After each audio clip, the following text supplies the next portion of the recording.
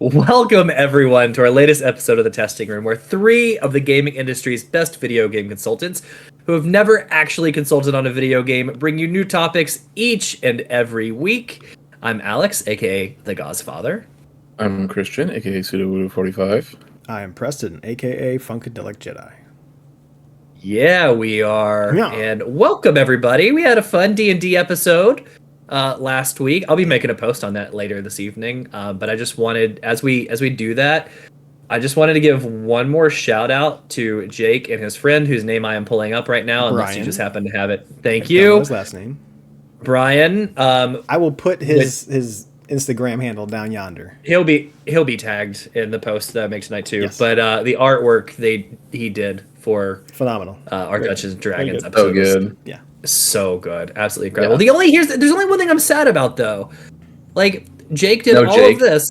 There's no Jake. Yeah. He didn't even have You himself. should have had him like included in the that. background, like imposing God Odin yeah. figure. Puppet Yeah. Master, like, straight Yeah, up. absolutely. yeah. Well, we'll just have Who knows? we'll hit him up like, hey, could you put a little addition above that? Pay him a Yeah. little more. It's fine. The beauty of digital art, right? Yeah. If you still have that file, you can keep adding to it. So, but it was fantastic. But this week we're back, and we're doing side quests this week. So we're not diving into a new book club yet. That'll be next week. Yeah. But this week we have a little something special planned. Yeah. But before we get to that, let's check out Preston's comment corner. Yeah. You're getting so good at this. I'm so proud of you, Alex. Thank you. It only took like 8 weeks to do it. And this puppy has learned the word outside faster than it took me to remember to say Preston's comment corner. You do something the same way for like a year and a half, almost 2 years, and then all of a sudden, yeah, you got to start adding a little bit to it. You got to start adding a little bit, which reminds me that this is comment corner from Preston. I need to ask you to redo the outro again. So to add our Twitch and our YouTube to it. So I left Yeah. a comment for myself. myself just now. Yeah. Yep. And you know what I'll do? I will go ahead and open up the reminders app that I'm sure no one uses. And I'm I not will attached to it. Well, no, I'm not saying a shared reminder. Oh, I I'm thought you just were saying shared. I'll Okay. give myself a reminder. Fair enough. I'm just saying it's an app that I'm sure nobody really uses. Does anybody really use reminders here? No. Yeah. No. See, exactly. Record new outro. So great comment. Thank you for that. As far as I'm aware, that's all we got. Okay. I just That's checked. totally fine. Didn't say Cool. anything. All right. So with that, let's dive into our weeks. Who wants to go first? I can go. Yeah. So What you you got? guys know I went to visit some family, Busy and boy. that family member has a son, and that son is still very much into a little ditty that we used to play called Fall Guys. Oh, is he? Oh, okay. So I did some investigative reporting for everybody Check out the new Because- state of Fall Guys. because that's what he wanted to play. So me, my cousin, and him, we were all three of us were hanging out downstairs, and that's what he wanted to play. So that's what we played. And let it be known that your boy has still got it. He still got that crown. Got it. Nice. He Did still you got that really? crown. Very I good. did. Nice. It is, man, it is something. So like, let me start with the good. The good is that team, despite whatever shenanigans Epic is up to with indie developers that they take over, is still able to do their thing. So like, some of the new levels that I got to play that I had never seen from however many seasons we've missed, right? Are still the same sort of wacky, fun, ridiculous stuff that you would come to expect from that team. So that's the good. The bad is, boy, the monetization is just all over that game. Really? So like, they have a free battle pass that you can get, that you can progress like you normally would. That has like a certain amount of, like, stuff in it. Mostly it's just like it was the season that was going on was the PS1 version of Lara Croft. I don't know how they got the rights or like what the theme was there or whatever, but it's like old school Lara Croft games. And or Tomb Raider games, I should say. And so they did like we progressed probably 20-ish levels by the time it had gotten done. Sure. And we had gotten 3 pieces of cosmetic gear.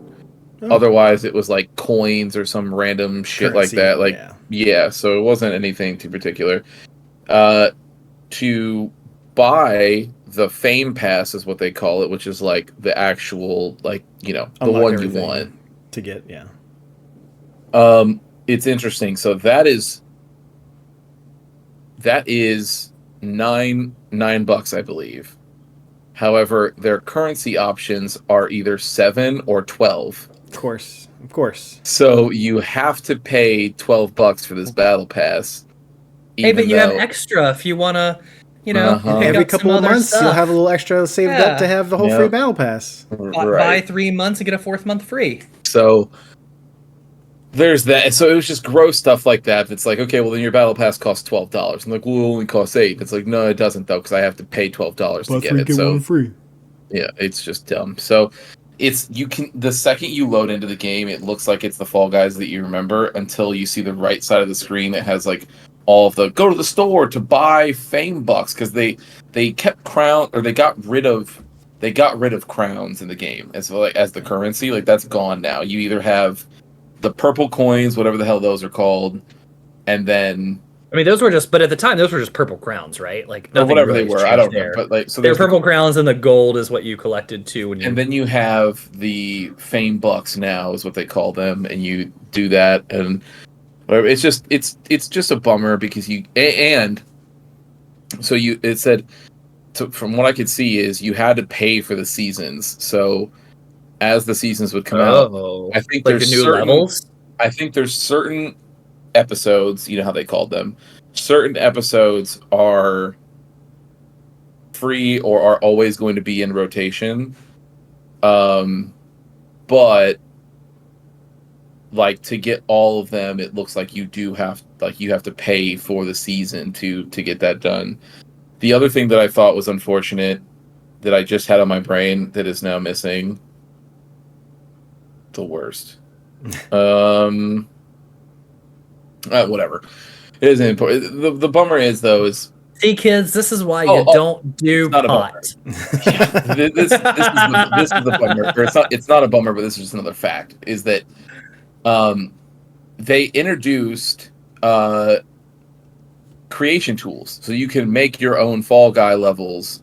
Yeah, which is kind of cool. Yeah, I had not seen that, so that was a cool thing. It looks like you can just use them to play in private parties, and then I guess it seems like if they get big enough, they might feature them in the actual things, because there's sometimes where you'll see someone like a level pop up and it'll be a community created one or a created one of some kind, and it'll be like it has 10.4 million plays, and I bet some of those get wild. Yes. But yeah. Also, in fairness or just commentary, I love the creator tools for the community. I also love that you're overcharging for a season pass and then not having to pay people to come up with your own levels. You can just dump in community levels into the rotation and call it a day. You just take ideas from ridiculous. It and steal it all together. Yeah.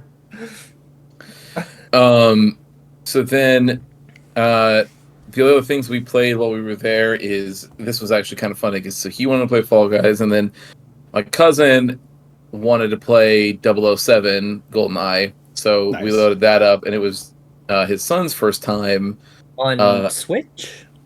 No, the Xbox port that they did version. Yeah, he has the N64 with it right there, but we didn't want to hook it up. It was just easier to do the Xbox one, so we did that. It was his son's first experience with GoldenEye.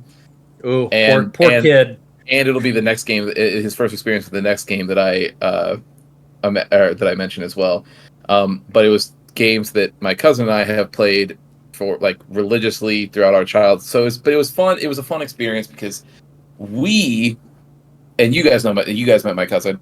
When we're around each other, we revert back to just being chill. Like we Sure. are argumentative little children that we will go back and forth with each other, and so we reverted immediately when we started playing those games. And his son it was the first time he was experiencing all of this, so it was cool. He was just busting out laughing, thought it was hilarious, but it was also funny to see him shit talk.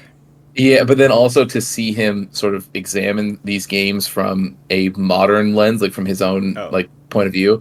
And so there was we were playing a match, and we had it was a map that had the Magnum on it. And the Magnum, like, he had a machine gun, and he was like shooting at me with it, and I got like 4 shots with the Magnum, and he was done. And he was like, he got so mad after he had died like 3 or 4 times to this Magnum, and he had been shooting like full on, with a full auto machine gun.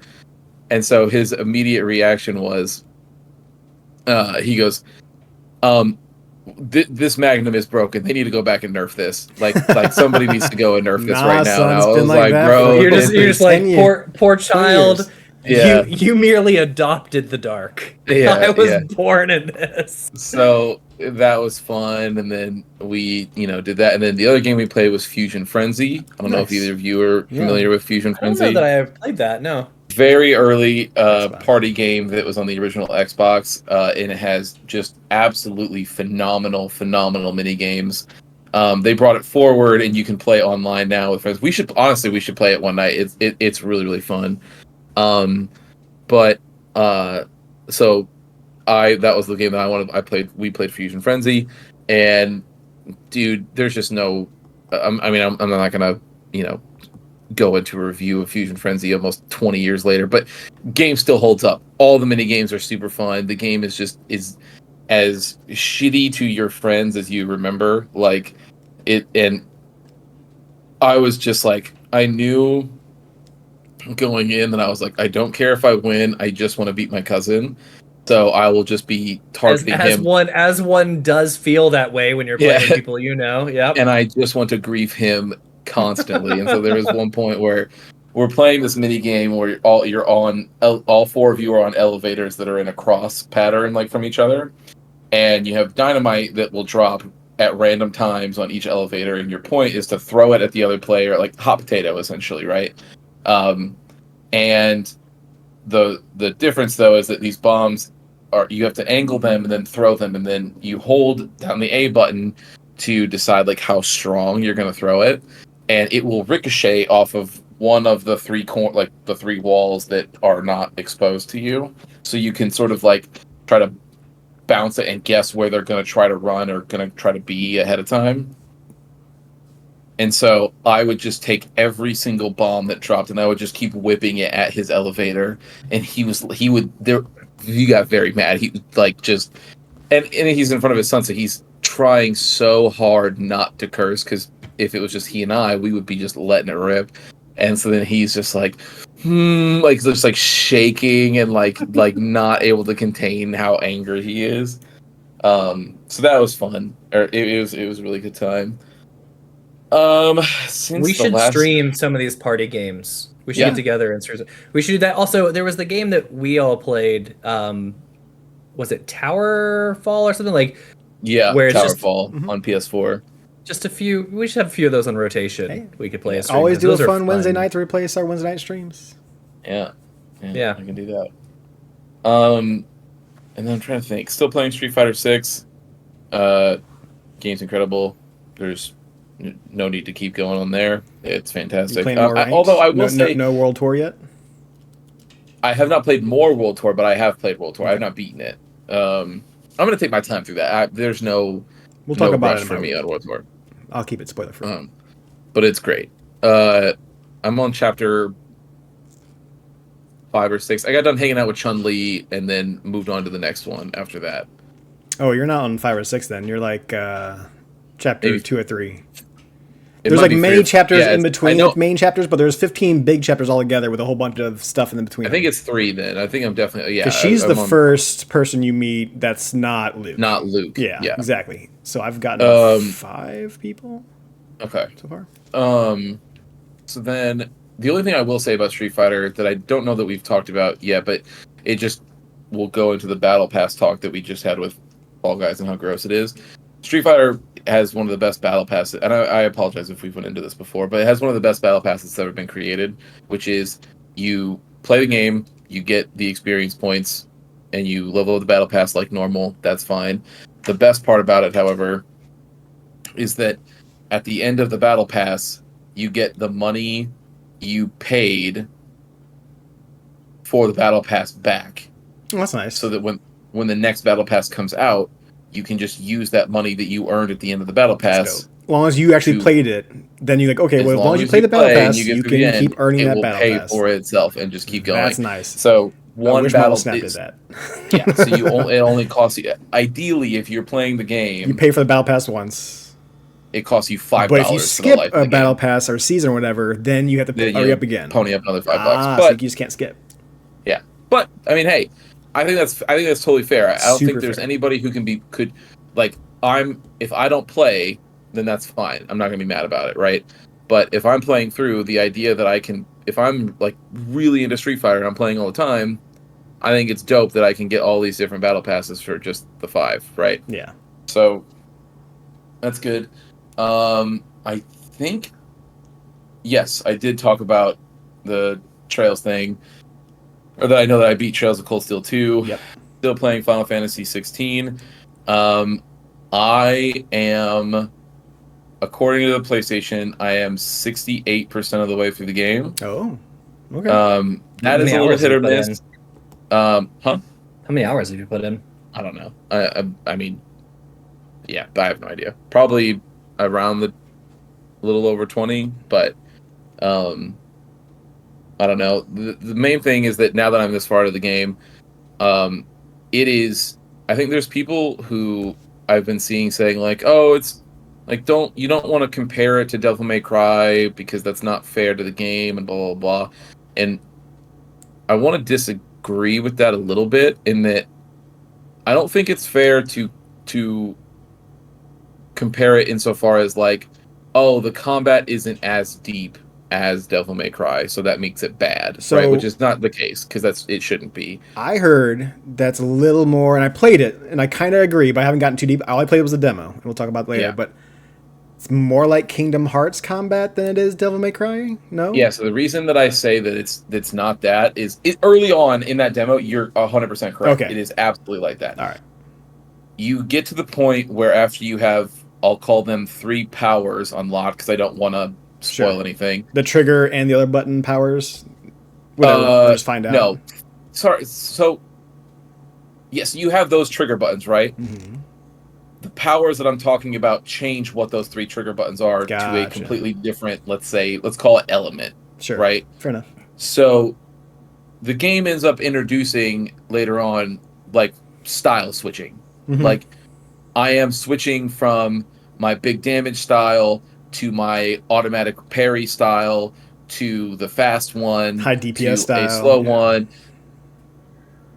That right there, if your game has style switching, I think it is okay to be like, okay, you're going for a Devil May Cry kind of thing.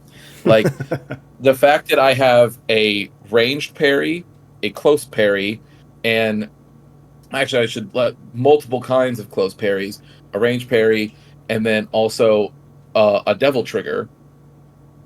And I'm not going to spoil anything, but that's I'm going to just leave it at that. You have a devil trigger. That is, to me, either I don't know of a Kingdom Hearts game that you could do that in, so maybe I didn't. I've never to be played fair, Kingdom I Hearts, checked out. seen, So, but yeah.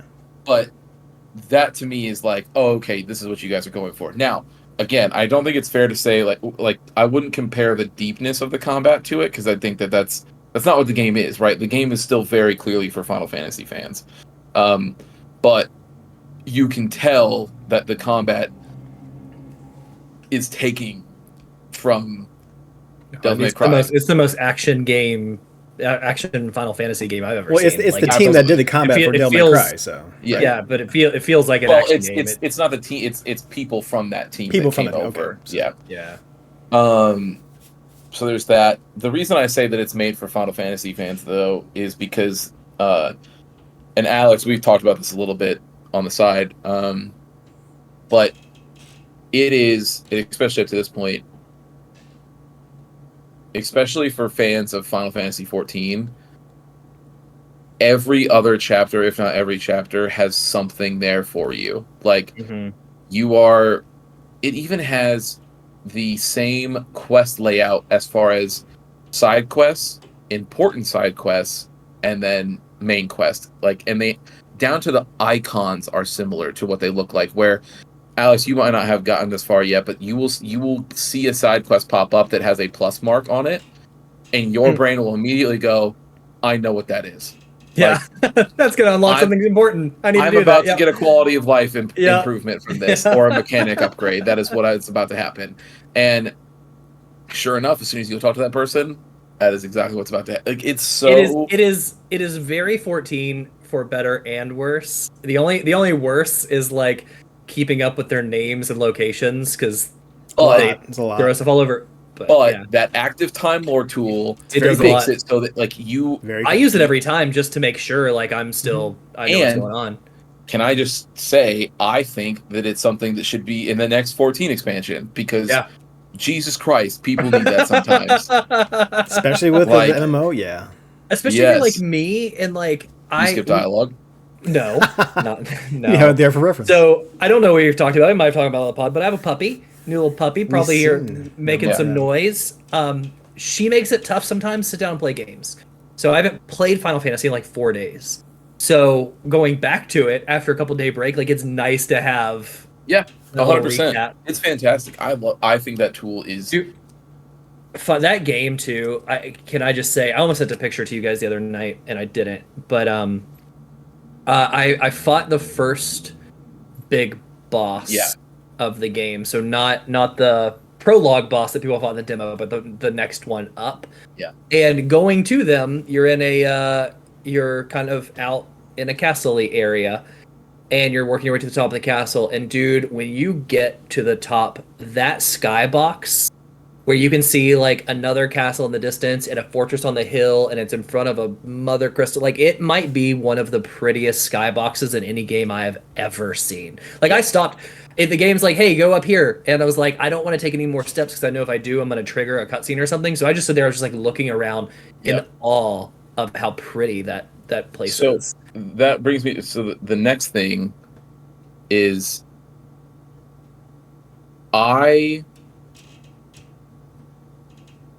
So, Alex, you are aware of this person's music and the way he did, like, on 14. So that, because I don't know if you know this, the composer from 14, Soken, is the composer for Final Fantasy 16. Oh, I think I've heard the story. Yeah. I mean, that makes sense because I even told you, like, when we were first talking about this game, you hear it in the music, so, right? Like, you hear it in the music as soon as you get into the game. It is that guy, right? Now, here's the thing.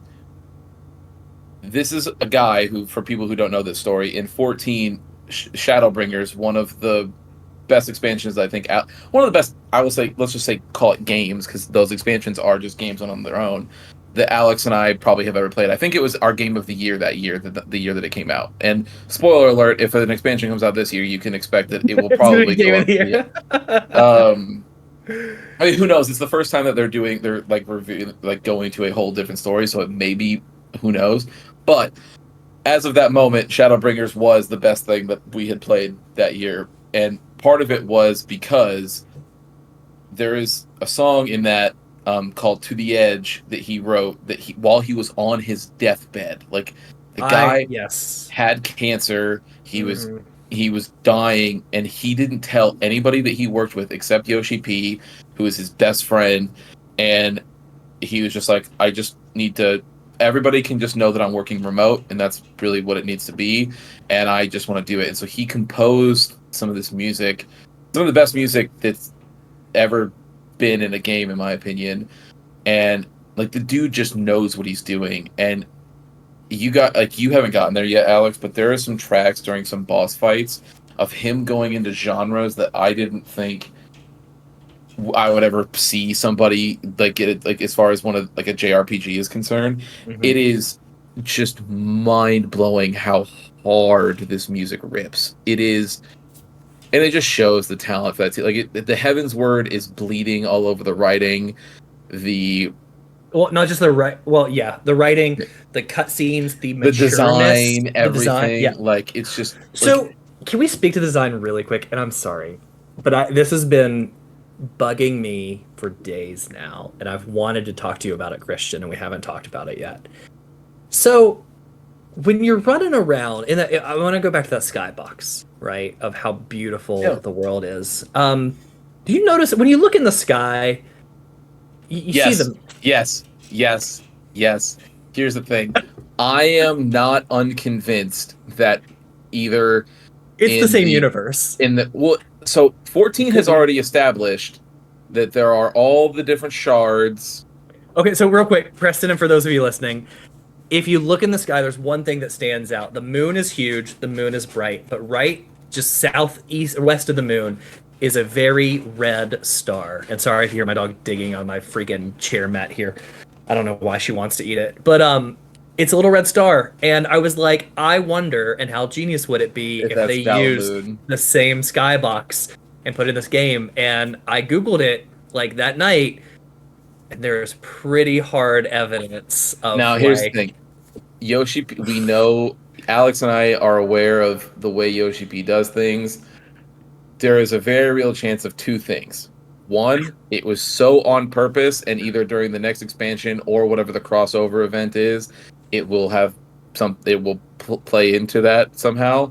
Or it was just a Easter egg that was a throwaway, mean nothing, and it's just like, yep, I just wanted to do it just to show.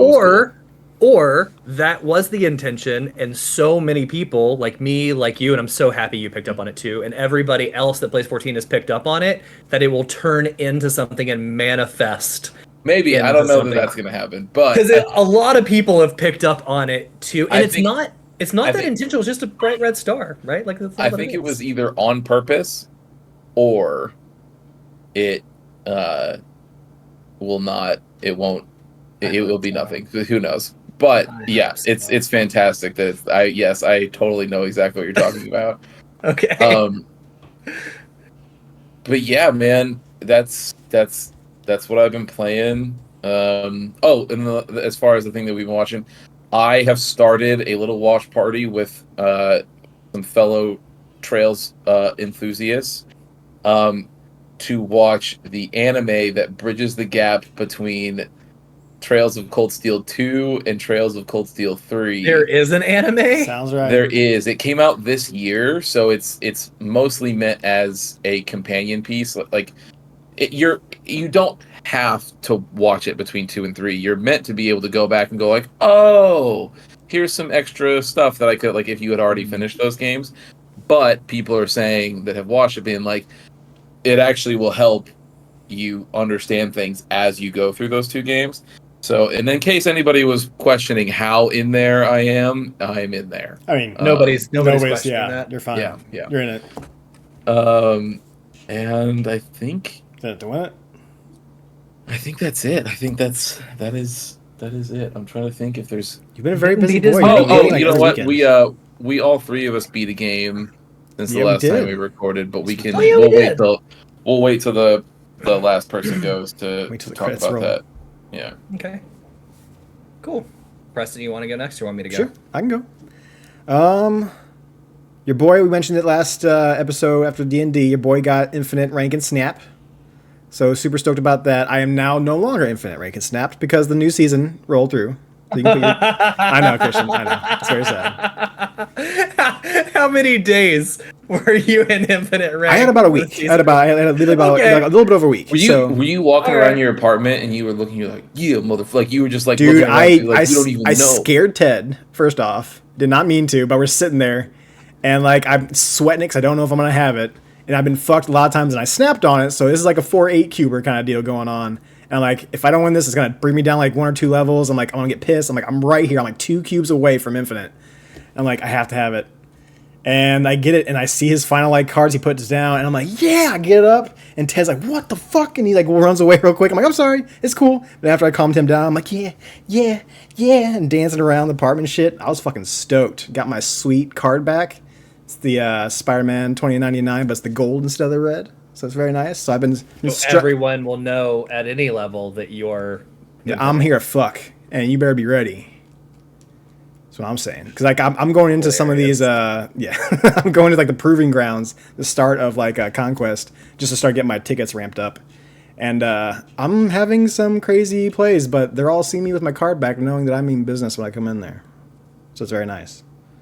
And I got Spider-Ham today, so I'm super stoked. I do love and appreciate that you think that everybody that sees you rolling in there are like, oh shit, this man means business. They don't. When if I were playing you, because I play so little, if I saw the gold back, I'd just be like, oh sweet cool. Gold back. Yeah. Or you go, look at this fucking tryhard over here fucking getting gold back. Strutting his gold back. You just got that a week ago, you fucking I wonder how much gold back. Bring me an infinite back from 5 months ago.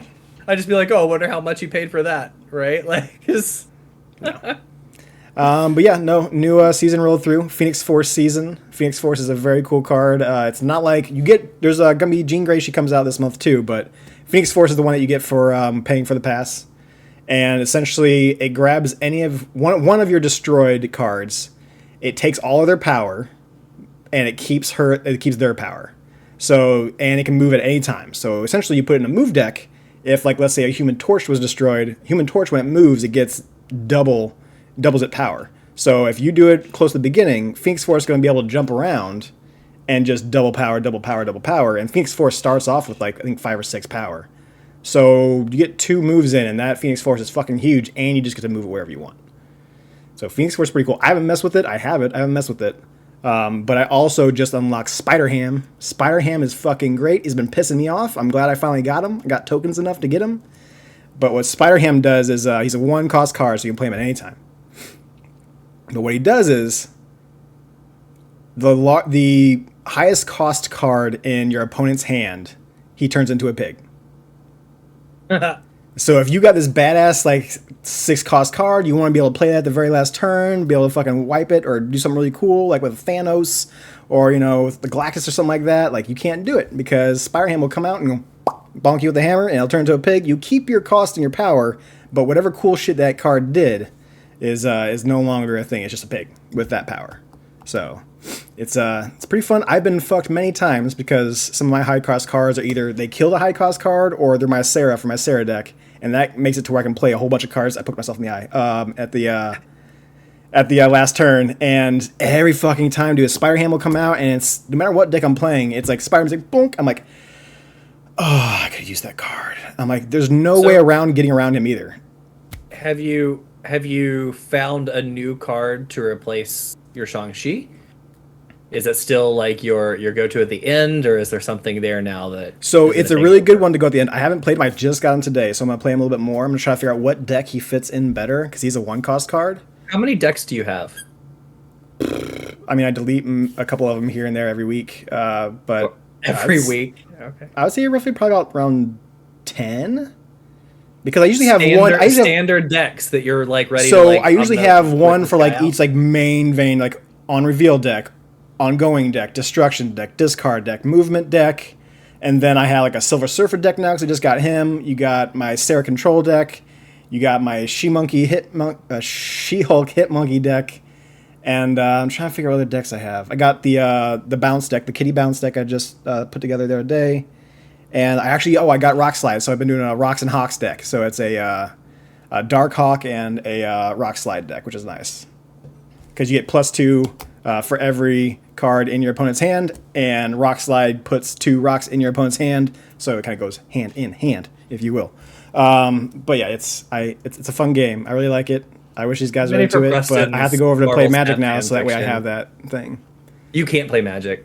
I can't. I have played Magic. I played Magic before you guys did. No. But I'm saying you're too bought into Marvel Snap. You don't even need to like.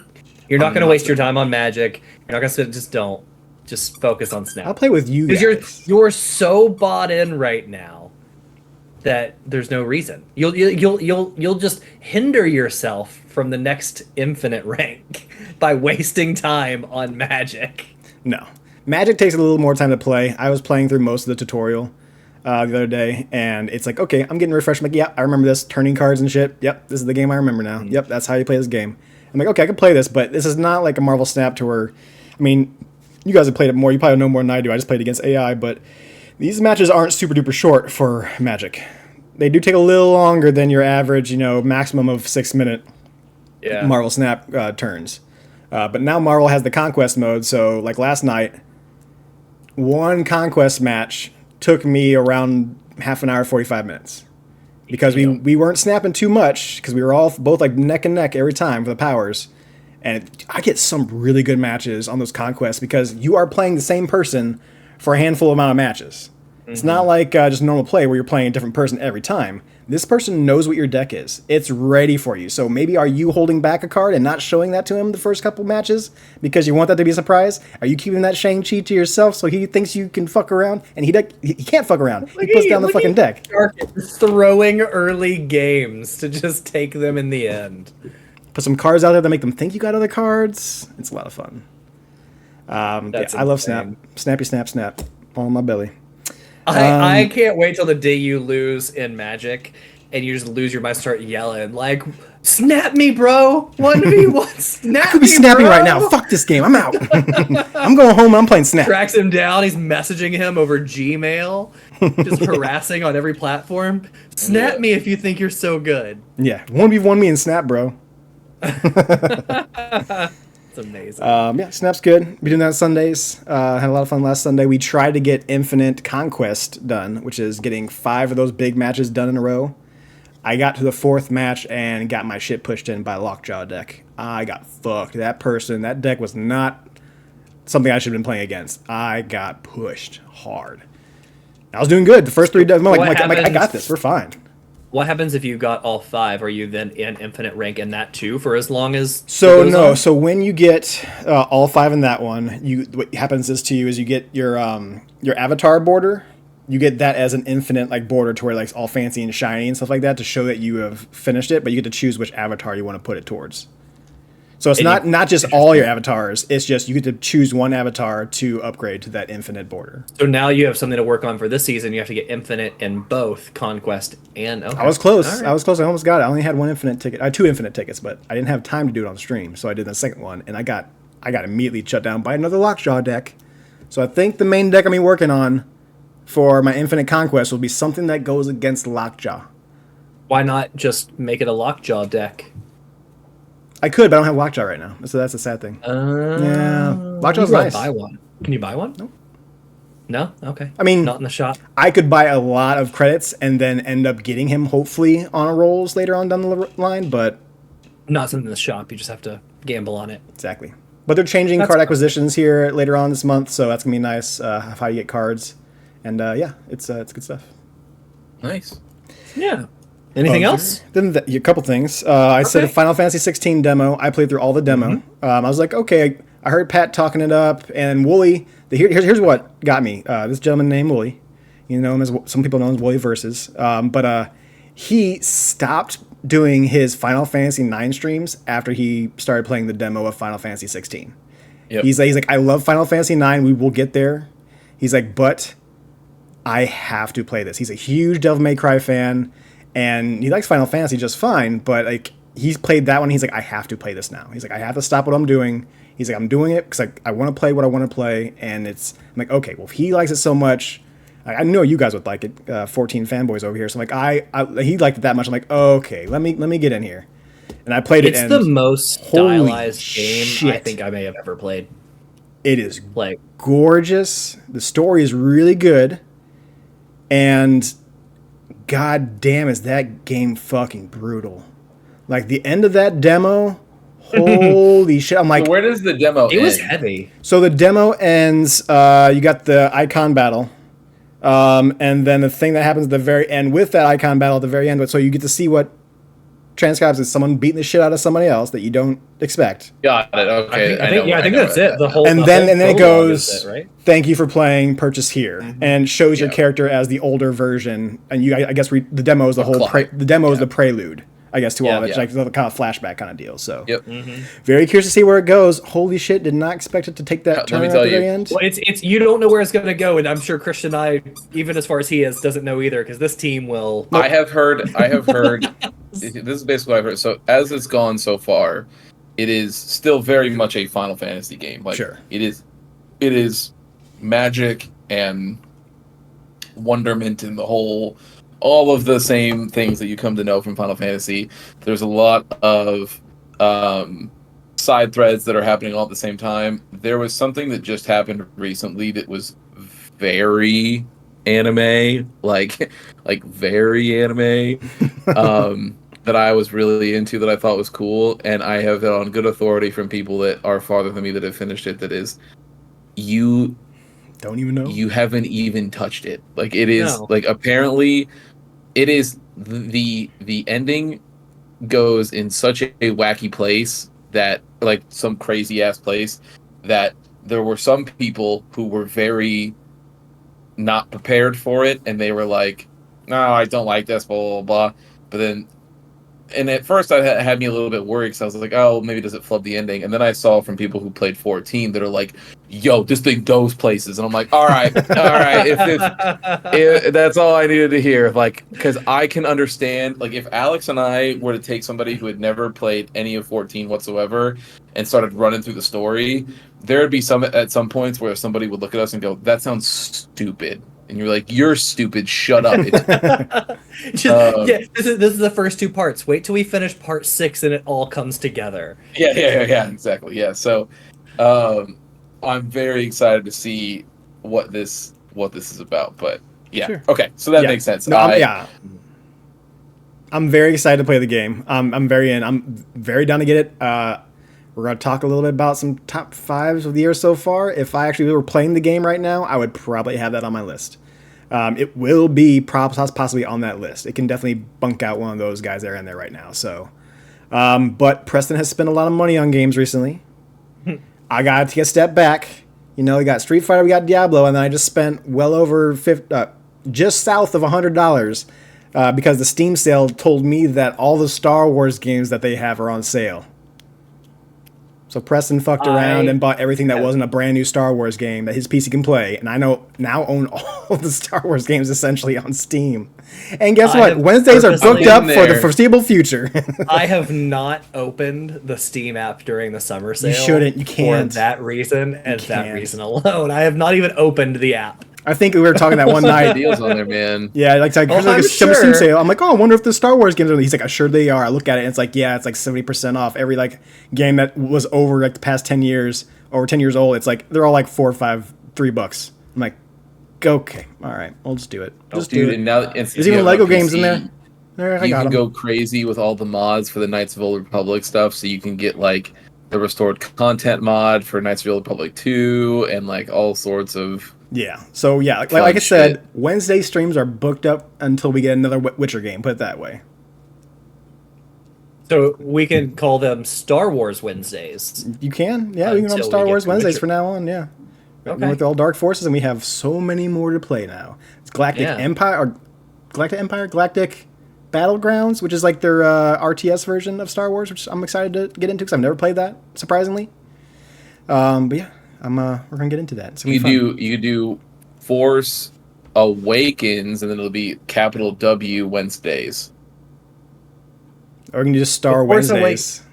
Ooh, that's good. Star Wednesdays is good. Yeah, I don't know why you had so much sass there, because you thought of a good one, which is fine, but I didn't think it. So it doesn't want to be shitty to me. No, I wasn't gonna be shitty. I was just saying. No, not you. Him. I was saying. He's like, I could have done Star Wednesdays. I mean, if you're a moron, you can do Force Awakens Wednesdays, but Star Wednesdays is good. That's good. Yes, it is. He had clearly been thinking about it for a while and just was holding it back. Yeah. I just didn't know which one to go with. Other than that, so let's see what else we got here. Played a little bit of Diablo 4 today. It was kind of sad and depressing. I get into it, and I'm like, what am I doing this for? Like, a new season's going to come around. This character can't go into that fucking season. What am I grinding for right now? What am I doing? No, seriously, like why would I even play this game right now? Like, I'm going to wait till the next season because there's nothing fucking here for me. Like, even when the new content comes out, because I read, like, all that was supposed to come. Like, you're keeping all your altars of Lilith. You keep those. You're going to have, a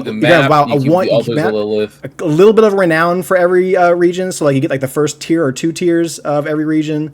But everything else goes away. Like, all of your... You gotta go touch your waypoints again, and you gotta go... all your aspects are gone that you've been getting after. Like, any type of weapons or jewelry that you have in your stash, those you can't go over to and trade them around. Like, I have a bunch of stuff. Like, let's say I got something for a druid on my sorcerer character, which doesn't really happen ever, but I've gotten a sword or something like that on an occasion.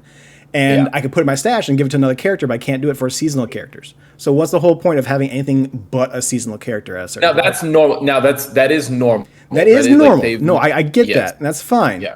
But as for someone like me who played D3, I'm like, I just played through all over and over again, mainly to get the Platinum Trophy, but I got all the characters and went through that. Me as just now a casual player, me wanting to jump in and just have some fun, because I don't have anything to do before the podcast, I'm like, let's just listen to a podcast and play some Diablo, like old times. And I'm playing there, like I can do like 2 dungeons to get whatever whispering bullshits I need for like the certain quests I have now.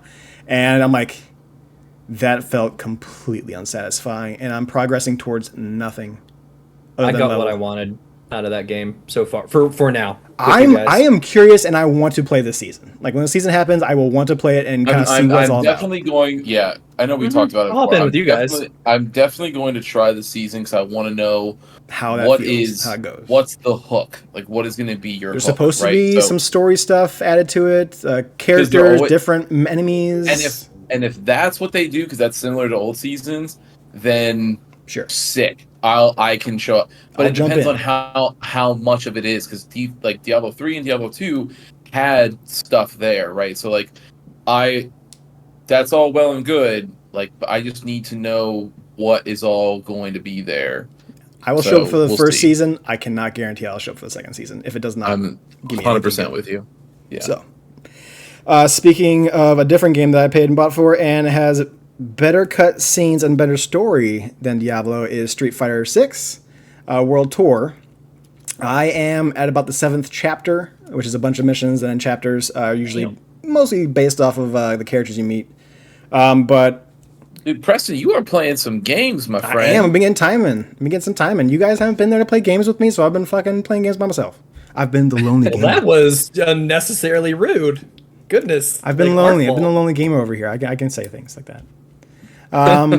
But I've been playing a lot of that, and I love the story. I love how we're going around with it. Like, small side stuff is really fun.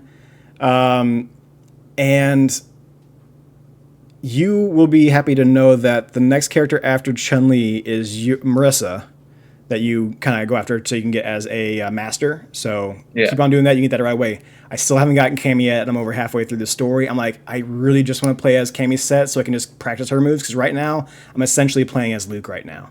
But I can add in. I have like Chun-Li's kick thing, and I have Blanca's like spin forward kind of move. But I would love to have mostly Cammy stuff in there, so that way I can keep playing with my style that I'm used to. I can't wait to meet Blanca in this stupid story. That story is so good. I know. I already know that Blanca Chan is in there in the whole thing. I got the suit. I know. I totally got the suit. I can't wait. But also, there is a story reason for you getting that suit too. Fantastic. That's all great. It's fantastic. And the only thing I'll say is that I think the only thing that I don't like about the World Tour mode, that I think it's a good idea. Like, it is the right move to do it. I just wish that it would not be. I know that they want to have it be like a separate, easier thing for people to go through. So like, they have some of those super moves just set to buttons now. Like, but there's no way to change that. They just are always set to that, and you have to, like, there are certain moves that you can still do the inputs for that you would know that are normal. So far, all my stuff have been the inputs. So if you there's like shortcuts to moves that you'll have on there. Okay. And those are, you can only, like, if you when you choose a master, like, it's more when you do like if you like some of the after stuff, but it's like you can't just like like I can't just take all of Marissa's move set. No, you choose the master for like your basic moves, and then your special moves and stuff you take from the different masters. You can mix and change them up. Right, and for your special, but certain special moves are not compatible. Like you can only have certain special. Like you can't just get all of their moves. You can't do all that. So it's like okay, and so you get spots. Slots. And so right, and the slots are set to like right end button or left end button or down end button or up end button. Whatever it is. Like it's not like a full quarter circle or whatever thing. I haven't noticed that. It's been having me do quarter circles and stuff. Some moves do, like some moves. This gets to my point, is that there's some that you can do like your normal inputs for, and there's some that they set specifically for this like shortcut thing that you can set up, and they do it because they want it's supposed to be a fun, like you just hop in, have fun, and you go and can go through the story, and so for everybody else, that's a totally normal thing. I wish I could go up to Marissa and be like, "You're my master. Give me your full moveset, please," because that's what I want to play with. No, you make her your master. You play as that set, and then you get experience with that master, and then you get different moves the more you play with that set. Right. So it is the right move to do it for the casual player that's going through the story. Yeah, it is absolutely the right move to do it. And it's nice to mix it up. I think it's pretty cool that you can okay, I like most of like the stuff I'm using, but like. Well, yeah, I want Blanca's like little roll forward because that just helps me close the gap and it comes through real Blanca quick. ball. Yeah, his Blanca ball is great. But yeah, no, it's been good. Story I've been going through, having a lot of fun with that.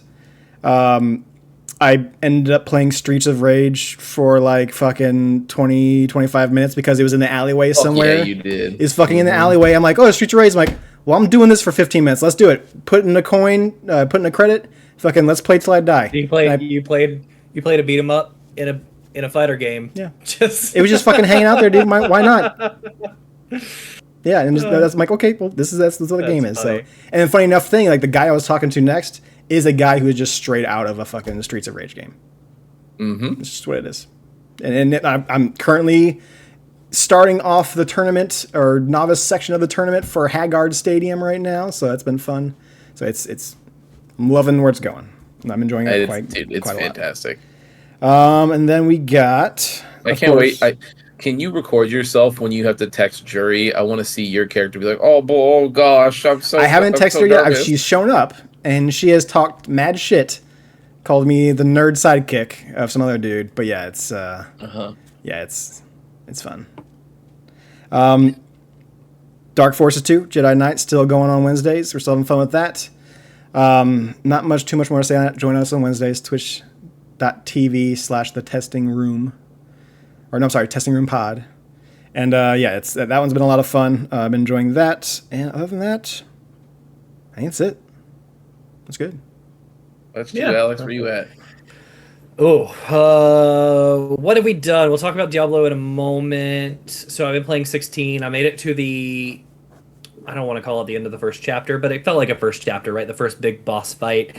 I won't talk too much more on 16 because we've been giving it praise, but the thing I love the most right now is that there's actual like 14 style MMO mechanics to boss fights.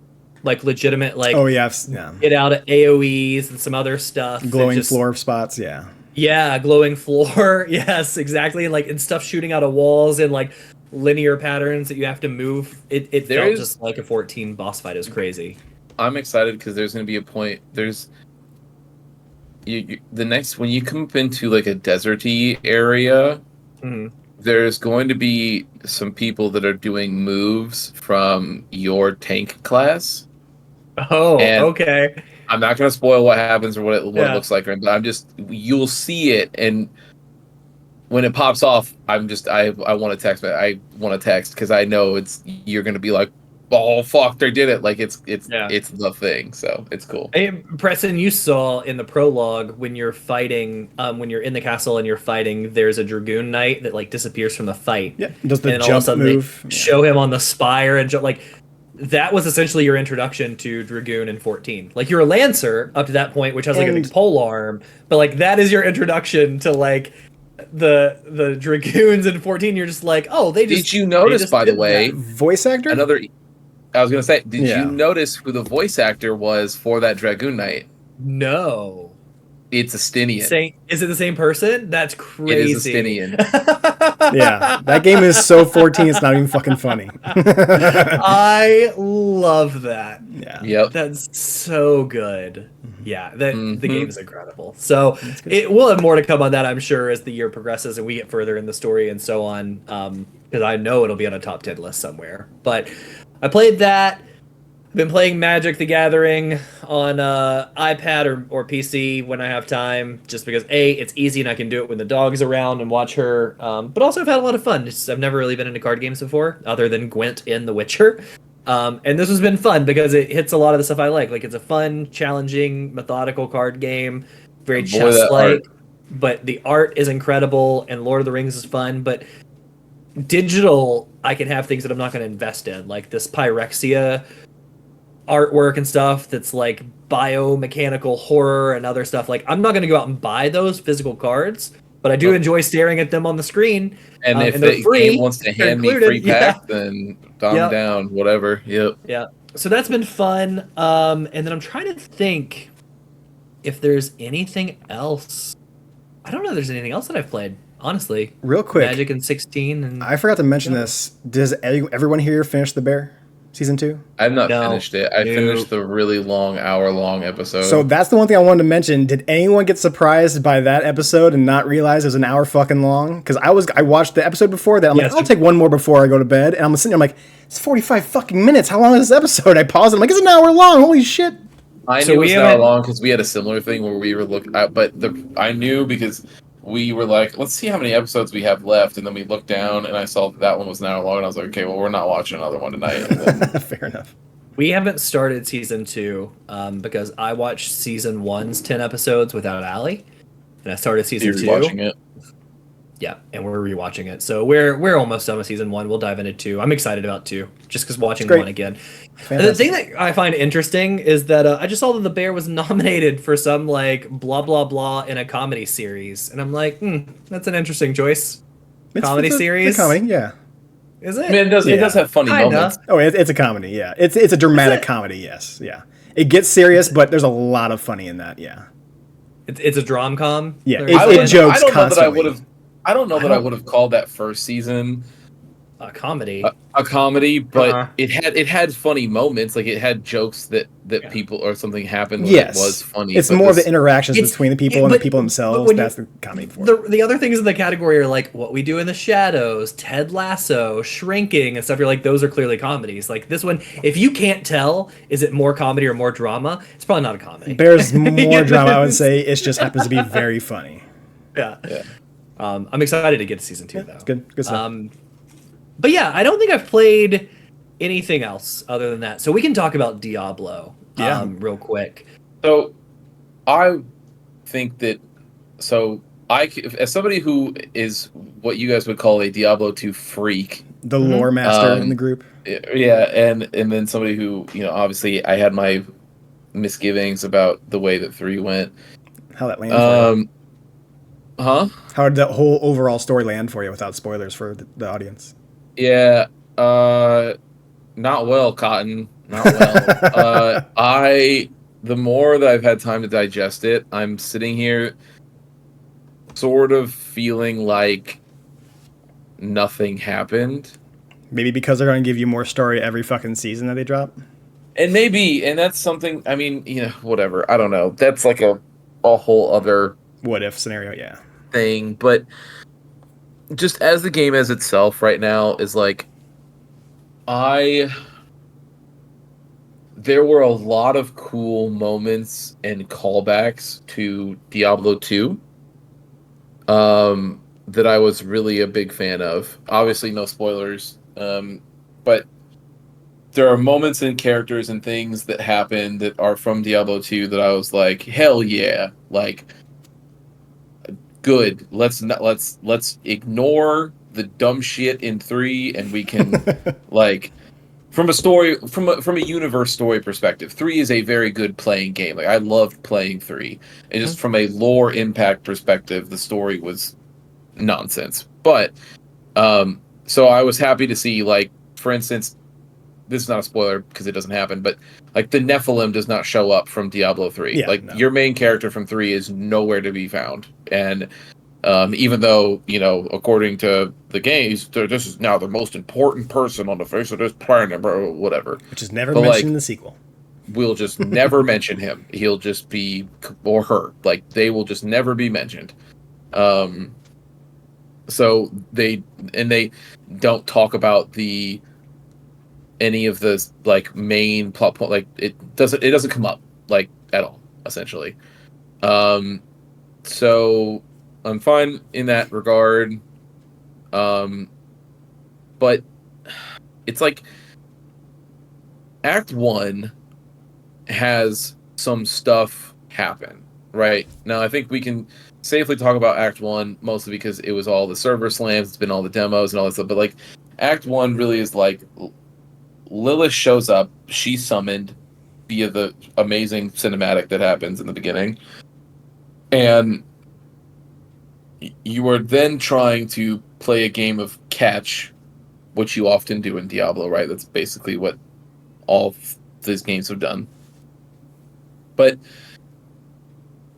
as you go around, and in Diablo 2, you saw a appreciable reflection in what your character did around the world, in my opinion. As in, like, as we were defeating more of Diablo's armies and minions and all the other stuff, the environment around you changed, in my opinion, to be like a better, like, it was, characters would be like, this is hype. We are all happy now. Literally, in some cases, like, sunlight would literally shine and break through whatever dark, stupid, like, cloud had been cast over whatever demon energy was there, and people be, oh my god, the sun, finally we're all free, this is great, fantastic. In some cases, people are like, we're gonna party, let's live it up, like, we this whole region's good now, all that kind of stuff, right? That does not happen in this game. Like, the everybody's just like even at the end, after you defeat the final boss, the whole world's like, yeah, like, I mean, I guess I appreciate that, but, like, Life still sucks. Bob still shitty over here, and basically demons are still everywhere, and there's no, and if anything, it's worse now because Helltide's rifts are opening up and world bosses are showing up, and because those all happen post campaign, so you're like, oh, okay, well, this is much worse than when I left this area. Like, and now that I'm back, it is, everything seems worse now than when I left you, and so there's that part of it. But then also, even just from, like, there's a story issue that I have where it's like, throughout the story, again, I'm fine with the Nephilim not showing up, but, like, you need to, there has to be something, even throwaway lines, there needs to be something to address where certain people and characters are. Like, you have series long angels that have helped out and that have made appearances that, like, what, they just deemed that this wasn't worth their time, or this time around, even like, just say, even just say, even have a character, like, go like, yo, I don't know if, like, heaven's still being rebuilt, so we're not available. Like, we've still been spending the last 50 years rebuilding everything that happened when Diablo came through and tore us a new one. So, like, no, we're not coming down. Sorry, humans, but you have to figure it out. mm-hmm. Even a throwaway line like that, just basically, and even maybe even like a quick, I don't know, like a quick glimpse, and just show, like, man, it's not happening up there right now. Like, it's still very much, they're still working on, getting the same, like, the life crystal all fixed still, like, all of it, right? Like, there could be so many things that you could do, just even as quick throwaway lines or whatever, to show, like, hey, if you were wondering where any of these people are, like, they're not available. Or, say, like, you just say something throwaway like, yo, what happened to the hero of blah blah blah, right? Like for Diablo 3, like whatever you wanted to call them, and be like, oh, did you not hear? Like they got murked. Like it Apparently not as some important as we thought, but yeah, kind or of who thing. you just say Try to write it off like somehow. you could even say like Lilith got him. Yeah, Like Lilith Lilith came killed in, him. got him immediately. That's why we need you. And he tried to defend and he died. Or like what or they died. Whatever. I don't care. Anything would have been better than nothing. It makes no sense to have nothing. Now, and if they show, like, let's say for instance, like Tyrael shows up in one of these seasons, right? The first question that your character should ask is, "Hey, bro, where the fuck were you?" And no answer he's going to have is going to make sense, other than like because then it'd be like, "Well, we're still rebuilding heaven." Okay, well, why not say that? Mm-hmm. Why not have somebody come down and tell Anarius that like there's I don't want to get into spoilers, but you know that's what I'm trying to say. Yeah. There's so many things, like it's just like plot hole after plot hole after plot hole, and then but in between all of those moments they're like, okay, but like, remember Diablo 2 though? And I'm like, I do, and that's cool, like, thank you. But from a story, like the thing that I loved about is the lore, and so it was good and disappointing all in the same breath. Like there's certain moments, right? Like especially the only other fucking cinematic that you get in the game at the very end. Yep. The implications of what happens there with a particular character getting done up like they did is like permanent, potentially, depending on how, like, if the lore implications are correct. So like that's very cool, and like the whole fight that ensues from there is cool, and I can say I really really enjoyed that final boss fight. It was very good and well done. Yes. And The last few were pretty good. and even being able to be in, because spoiler alert, you go to hell, but like even being, it was in the trailer, so I don't feel bad, but like No. in the design of hell in this game, That's fantastic, incredible. Yeah. fantastic. So there's a lot to like. It's just I genuinely do not know what they were thinking with some of these story beats, where it's just like between like Lorath and Dolan and stuff. Like, now Lorath is a character that has been around, like was part of the Diablo 3 expansion, Reaper of Souls. He was one of the Herodrum that you meet in it. Now, it's a very side character, but that's fine. You have established that is a Herodrum, and he is still a Herodrum in this game. Good. Job done. I don't need anything else other than that. Right? Fine. But like the stuff between like Dolan and his son and all this other stuff, and it's like, bro, I don't even know who you are. Like, I don't know you. I don't know where you came from. I don't give a shit that you apparently were part of the Herodrum that I don't know. Like, it's felt like they were trying to.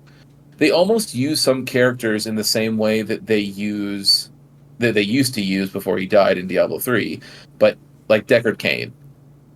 And you're like, this is not the same, because like Deckard was across 3 games. Like, he was in 1, 2, and 3. So, and it became a staple, right? Like, everybody, like, when people thought of Diablo, the first character they think of is Deckard Cain. Like, that's just, he's always been a part of that universe. So, when he dies in Diablo 3, it's a big moment that, like, that works and does what it's supposed to. But with 4, they, like, there's characters that they introduce and then within the same act will murder, and you're like, okay, I guess. Didn't need them I don't last know act. what We're that, fine. Yeah. I didn't know. I don't know what that's supposed to be, but sure, okay. And then, like, it's just, yeah. So The game, in my opinion, was marred by lazy writing. Even it's all over. the end, the hook to get you to come back, right, with a character, they make decisions that aren't logical decisions, and I find it super lazy as a plot device when you, as a hero character, have proven yourself to be the only one worthwhile. right? Right. Like we've spent the whole time proving that like we're the only ones that can take on this threat and blah blah blah. And then you get to a place in any part of the story where where a fucking character goes, "Hey, I'm gonna do this by myself." That's you can't. You Why? know it. I know it. Everybody knows it. You've told me nobody else can do it for And 25 hours up to this point, and I just find that lazy when people do that. I thought there was lazy writing all over this game. and if you were to ask that, like the reason that you can't ask that character why is because they wouldn't have a good answer. No, It wouldn't make there's any like sense. the answer would always be it's something I have to do. Yeah, it's What is that? because What is that? because, and you're like, And why? It's Yeah. not just like quest writing and story writing that I felt lazy. I thought there were multiple times dialogue was lazy and just like not well put together and just yeah. And even like a character that shows up from Diablo 2, Mashif shows up from Diablo 2, and he's in a whole different state than he was before in Diablo 2, which is fair enough. If I saw what I saw in Diablo 2, I probably, and then assumably was around for what happened in Diablo 3, but I just was not a part of the main problem. I would probably turn out exactly how that character did too. So, whatever. But that whole act that he's in is like, why are you doing this with this character? Like, this doesn't even make any sense. And it's like so long-winded for no reason. Just for you to, after that, get to Act 4, which is 3 quests long. In no exaggeration to the listeners, it was like 15 minutes. Like, It was you very start weird. it, and it's done. And then you get into Act 5 and 6, which is unheard of in a Diablo game in the first place. And you get through those acts, and they're just as long as any of the other acts were. So it's like, okay, what was the point of Act 4? Like, I don't even get what happened here. Like, it just, I don't know, man. That's kind of where I'll let you guys go for now, because I don't. But like, it's just, that's my overall feeling as somebody who like really has loved Diablo mostly in secret, and like because after 2 I was disappointed, but I knew a lot of people who like 3, and I was like, I'll just shut up. It doesn't matter. Like but then like when 2 Resurrected came out, everybody was like, oh shit! Like, and people started like really getting tied into that game. Even people who used to play 3 like went back and played 2 and was like, oh, this game fucking rules. Like, and I was like, okay, I'm Not feeling just good you. now. Yeah, Like, I'm feeling yeah. good. Like, this is cool. Like, Diablo 2 is bigger than it's ever been. Like, it's still good. Like, fantastic, right? And then it's a 4, and I'm just like, there's so many things that they nail as far as design, tone, look. Like, that first cinematic with Lilith being summoned is perfect. Like, there is no, as Alex likes to say, there's no notes there. Like, you nail the exact look and feel of what Diablo is supposed to be. And then it is mostly either downhills or plateaus from that moment until the end, in which there's a brief spike with all of the hell section, and then you go right back down after what happens at the end with the stinger. And I'm just like, the frustrating thing becomes, with all the other Diablo expansions, an otherworldly force is usually what brings it on, right? So for Diablo 2, it was Baal. Like, Baal is the force that was left in the stinger. Me as a player, I'm not upset about Baal doing something else in the world, because it's what can you do? You just have to go fight him, right? Like, there's nothing you can do. In 3, it was an angel, it was Malthael. He is the one who ends up taking the Black Soul Stone, doing the whole thing, and doing his stuff. Even further than that, again, what am I supposed to do against the Angel of Death? There's nothing that I like. There's no person around me to be blamed for what happened. It just happened. In this one, Alex, to your point, the character that runs off and does whatever happens in this expansion is going to be, that's your fault. Like, you can just point and be like, it's you. You did that. Like, there's no ifs, ands, or buts about what's about to happen. You caused whatever is about to happen, instead of just being like having a brain for 5 minutes and being like, I'll do exactly what I said I was going to do. Yep. Because that would be the smart move. Yep. I really, so it's interesting because, Preston really loved 4. or I'm sorry, 3 you love 2, and me, like I'm here just playing because I enjoy playing with my friends. So I've never cared that much. Happy to be nominated. Yeah, yeah. I like the story and the lore that has carried through these games, but as a whole, like to me, I don't live and die over this game. So I think there was a lot to love, as you mentioned. The design's incredible. Like the artwork and the look of every place you go into is just absolutely fantastic, from hell to a cellar to everything else. And sure, like a cellar or a dungeon can get repetitive, but like it looks gorgeous. When you're playing with your friends, it feels fun to play. And when you're playing alone, it's fun enough, right? Like if you find a class, Mechanically, it is good. yeah, like I really enjoy my class. So, I think there's a lot to love about it. I just think for me, like the nitpicks outweigh that stuff. Like, why did it take so long to get the horse? And like, before you give me my fast traversal across this land, like you make me run from end to end, like, and for no other reason than to prove a point and say, look how big our world map feels. Because if we gave you a horse earlier, it would feel smaller, right? So like, let's just let you sit in it, and that's the only reason you did it. Again, the writing was lazy. The lack of like actual CGI or FFV cutscenes is criminal. Like in my opinion, you get to a point in the final act where you're at a race to get to that Lilith fight, right? Like we all know it's culminating to go against the big bad. You're in a race to get there. From the moment they introduce like that's where you need to go to the moment the fight begins should have been one like 4 minute long FMV with the dialogue and everything else happening. And the fact that they didn't invest in that is criminal from that company. And then finally, my biggest complaint is the fun that I had was playing through the game again on harder difficulties, right? Like, yeah, the World Tier 1, if you will, which whatever they called that in the previous games, right? But your first run through, Yeah. it was easy. Like, it really was. But you knew that I'm going to get better gear and it's going to get more challenging on run 2, 3, and 4 until I get to the hardest difficulty. There was never a part in this game, in all seriousness, there was never a part in this game until the capstone dungeon. Yep, I agree. That this 100%. game felt difficult.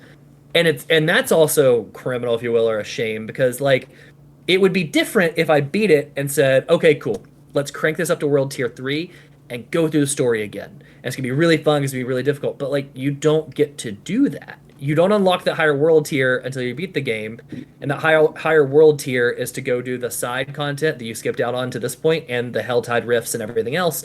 And it's a shame that I don't get to experience those fun, if you will, like boss fights in a more challenging manner that added to the fun previously. So I just think there's a lot good, but there's a lot of misses, which makes this game to me very middling. And that's why I say, like, I will come back that first season with you all because I own it and I want to experience it and I have fun playing with you. Mm-hmm. But in my opinion, and Preston, to your point, like I thought earlier, I was like, oh, I'm going to come into the office, or yesterday, I'm going to come into the office and hang out and maybe I'll play some Diablo. And I go, no, I'll play Magic or something instead, because like I've kind of gotten what I wanted out of it. Like I don't think I can force myself to go in and continue to do the repetitive. I know I did 34 dungeons. I think I still have 90-ish dungeons left from all the other areas. And like, am I really going to put myself through that? No. For like what? So you go for the ones that has the aspects for your class. And if you don't need that shit, you don't bother with those fucking dungeons. So to me, it's very middling right now on where I'm at on that. We'll see what happens, but anyway. And to your point, honestly, just really quick, I want to go back to an earlier conversation we had before this game launched, where I remember, Alex, when you were talking about the open world, your idea was like, you're like, there's no way with a persistent open world, like, you're like, it's going to be kind of crazy if they do the normal Diablo thing of making you switch to a different character and do this other thing to do different runs of the story and all this other stuff. And it's like, what it seems like so far, up until, again, this is all pre-season, so we don't know, but what it seems like so far is that they've chosen the worst of both worlds, where like, I don't have the fun of going through the campaign on harder difficulties anymore, but I also don't have get the grind. to keep. I also don't have the persistent character that I would in other open world games. Now, again, for the genre, like ARPGs in general, do not do that. You always will start new characters to run through and all this other stuff. However, it is usually the old formula, which was of Diablo 2 and Diablo 3, which is I'm playing through on normal, and that's what I'm playing through. And then I'm playing through on hard, and then I'm playing through on hell, and then I'm playing through on whatever. And then I'll do the same thing next season, but with a different character, and then there will be different seasonal events that happen where, oh shit, this entire time, like, the bosses will be remixed, or, whatever might happen, who knows. But... And the grind's never bad because you're playing new characters and you're doing stuff, but you get quicker at it, and you know what to do it. But, like, with this grind never gets better. And so you're like, okay, well, so if I don't have to play the story again, so I get to skip the story immediately, okay, so then I guess I'm running around and doing only the specific, but I'm basically just trying to grind renown at this point for the season, so then it's like, well, normally what I would have done on my, like, Eternal Realm character, or the retired character list, is what, but it's like the Eternal Realm, is... I would have went and done the dungeons that had the aspects that I needed, and then maybe I would go and do the other ones to get renown for other further characters that get made and all this other stuff. It's like, well, but if none of those bonuses transfer over to the season, then the only renown that I plan on making sure that I have done is the only renown that will transfer between seasons, because why do I care about, like, anything? It doesn't make any sense. Honestly, so right now, like, you're de-incentivizing playing the game. Like, it doesn't make any sense. The only thing I care to, like, if I go back to it now, I'm like, I'm going to start looking up the Altars of Lilith. Like, that's the only thing I care to do, because it'll transfer over. That's something I can work towards that will continue progress. But even that, like, I had a map up to do the first 2 zones. And, dude, each zone gets more. So I did the first 2 and covered, like, 56, I think, of Altars of Lilith. But there's still there's still like 3 more zones, which is, and each one of them have at least 30 in there. Yeah, so there's gonna be like another 70 to 90, and it's just like, even that, and even though I'm on a horse and I can run through enemies, like, now and you can only run through some enemies, right? Because there's a wall sometimes that stops you, and you have to get off or jump and do things like. So now I'm just running to 90 points. I'm in the depths, flipping on the lights. It's more than that, but yeah. It's just, yeah. The open world was a cool idea, and still could have been, and I guess could be, but, like, whoever was giving input on what the players would enjoy gave all the wrong input. And the problem too, beyond that, I don't even see how that incentivizes this company monetarily. If it was a decision where I looked and go, oh, clearly it's to drive sales on XYZ. It's to drive sales on this blah, blah, blah. Like, that, I would be irritated, but at least I would go, nah, makes sense. It's analytical people, finance in the building going, let's do this. This isn't even a financial decision, so I'm just so confused on where this poll came from, these decisions came from. Yeah, I feel like it's current Blizzard design orthodoxy, which is just like, we want a way to keep you in the game as monotonous, so that you, like, but then with the, like, there's the added addition of, like, FOMO and all this other stuff, but to make it so that you will sit and do activities that you might not want to do for the sole purpose of, I have to do it.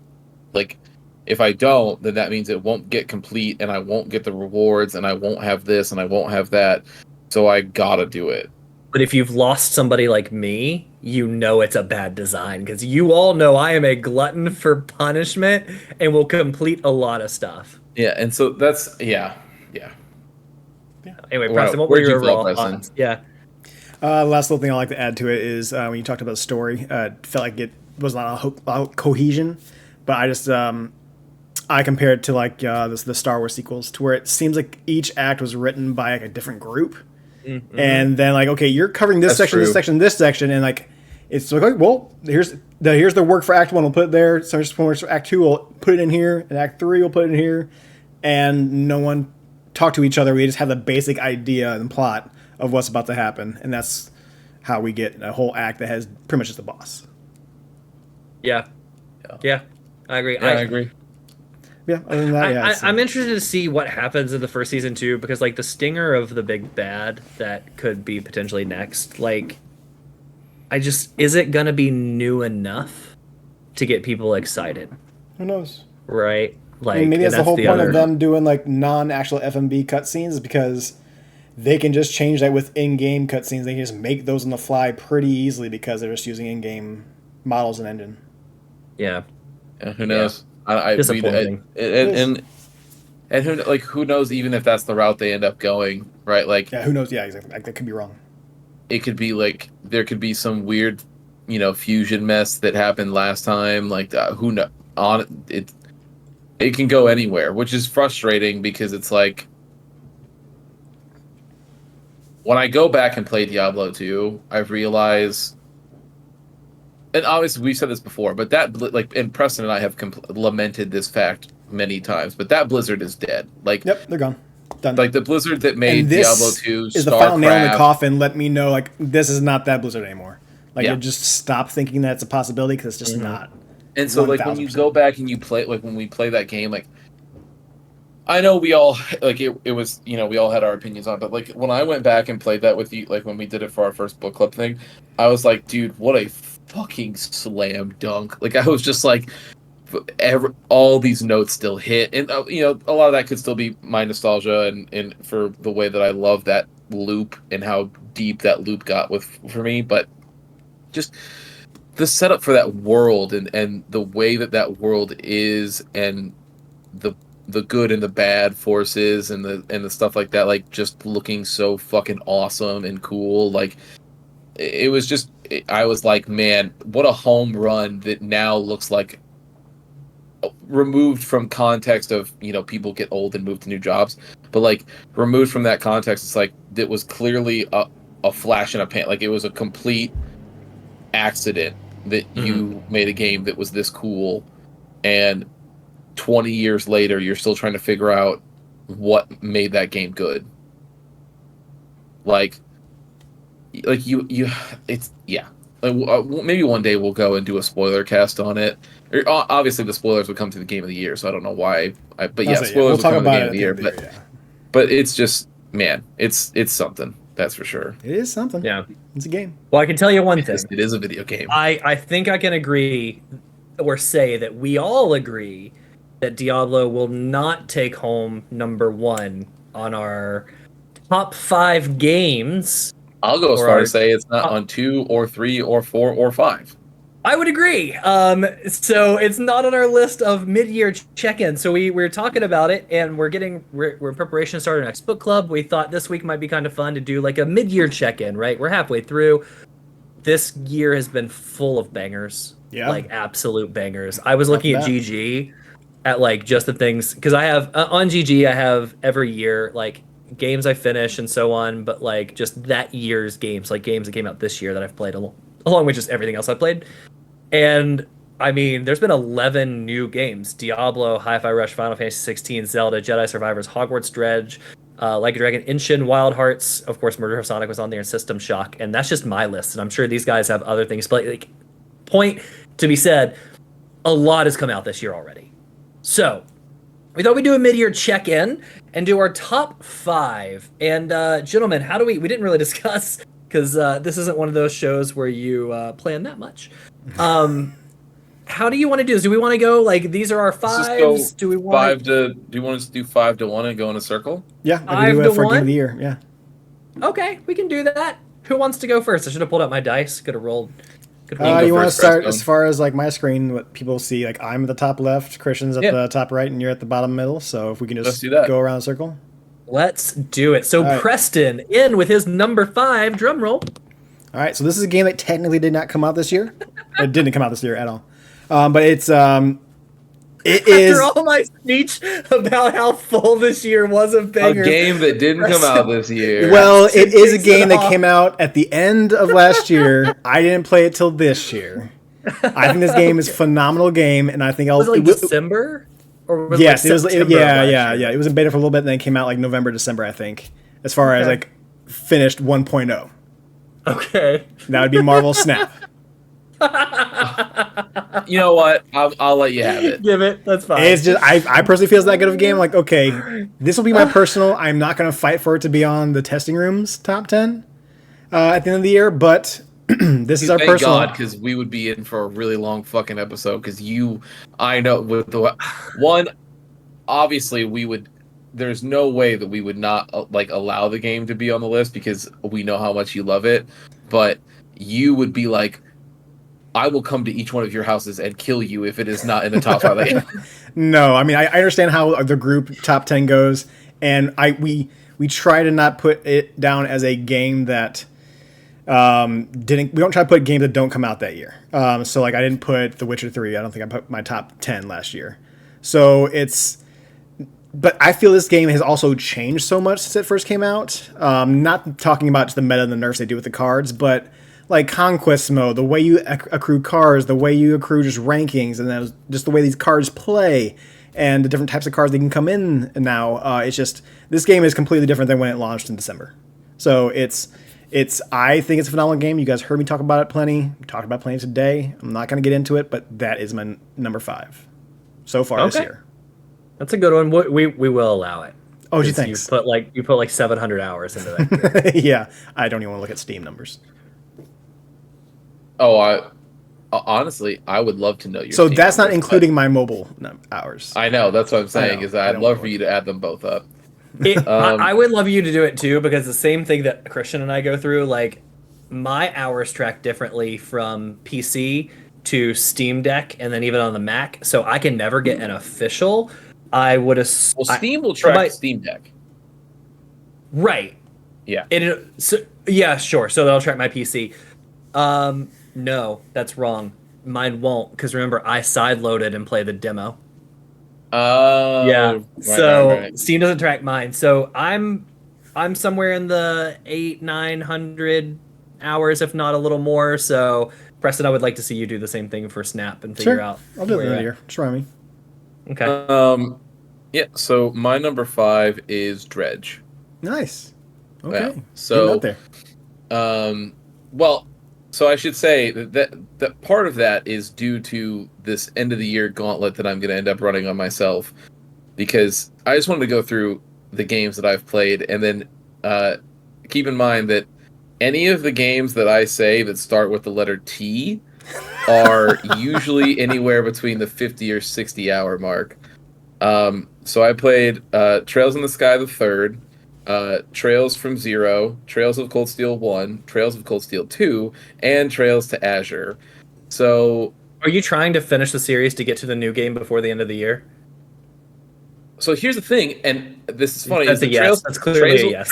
Trails to Azure, technically, I'm saying that it is a game that came out this year because its English release, like the US release, was here in 2023. Mm-hmm. So it is like it was back in March or something like that. Okay. So there is a new game that is coming out. It comes out like in 3 days. Reverie does come out in 3 days. Look, man, if anybody can do it, it's me. So yeah, no, you're not wrong. Yeah. So if it's gonna happen, it's gonna happen. I would love for that to be the case. But well, I don't want to commit to any because there's games that I know that I want to get to that like I still like. I'm playing 16 right now, obviously, and then I need to still play Star Wars. Like I've got things that need to happen. So, but yeah, Dredge is my number 5. So, as of right now, and it very well as far as things go, like it very well could stay somewhere in my top 10 because I did really like it. It is a very, very, very fun game. The loop is super satisfying. Number one, its best thing is that it knows exactly where it is supposed to end. Like it does not overstay its welcome in the slightest. Like every zone feels fresh and new, and it has the exact right amount of zones before you would be able to tell that they would probably have to start repeating certain things. And so every zone feels new, and you're like, oh, cool, this is the new gimmick here. Da da da. All of the characters are weird and fit the eldritch horror like mold so perfectly, and boy are those endings creepy. So I don't know, Alex, if you ever took my advice and loaded it up really quick just to go all the way to the full north. I still haven't at full madness. I showed Preston, so Preston knows it is. Boy, it's something. but that game was special. It was really really cool, and I love when games like that come out that people just go, hey, go play it. Don't look at a look at trailer. anything. Just You don't need to fucking go look play at it. anything. Yeah. Just trust me. Go play it and go experience some of the weird shit that can happen to you. And I love when stuff does that, and it nails it. It's very good. Nice. Cool. Well, this will be an easy, quick 5 for me because I too have Dredge at 5. Nice. Super fun. The art was fantastic. It continues a trend of a lot of indie games right now that are polished as F, right? Like no bugs, no crashes, no nothing. And I really enjoyed the way they told the story. So, you are this fisherman that's out doing his thing, trying to stay away from madness, but every once in a while you'll find bottles in the water that are telling its own story that tie into the ending, and it was really well done, really fresh. It was like 8 hours, and and it's something too that I think I said the last time we talked about this when I finished it.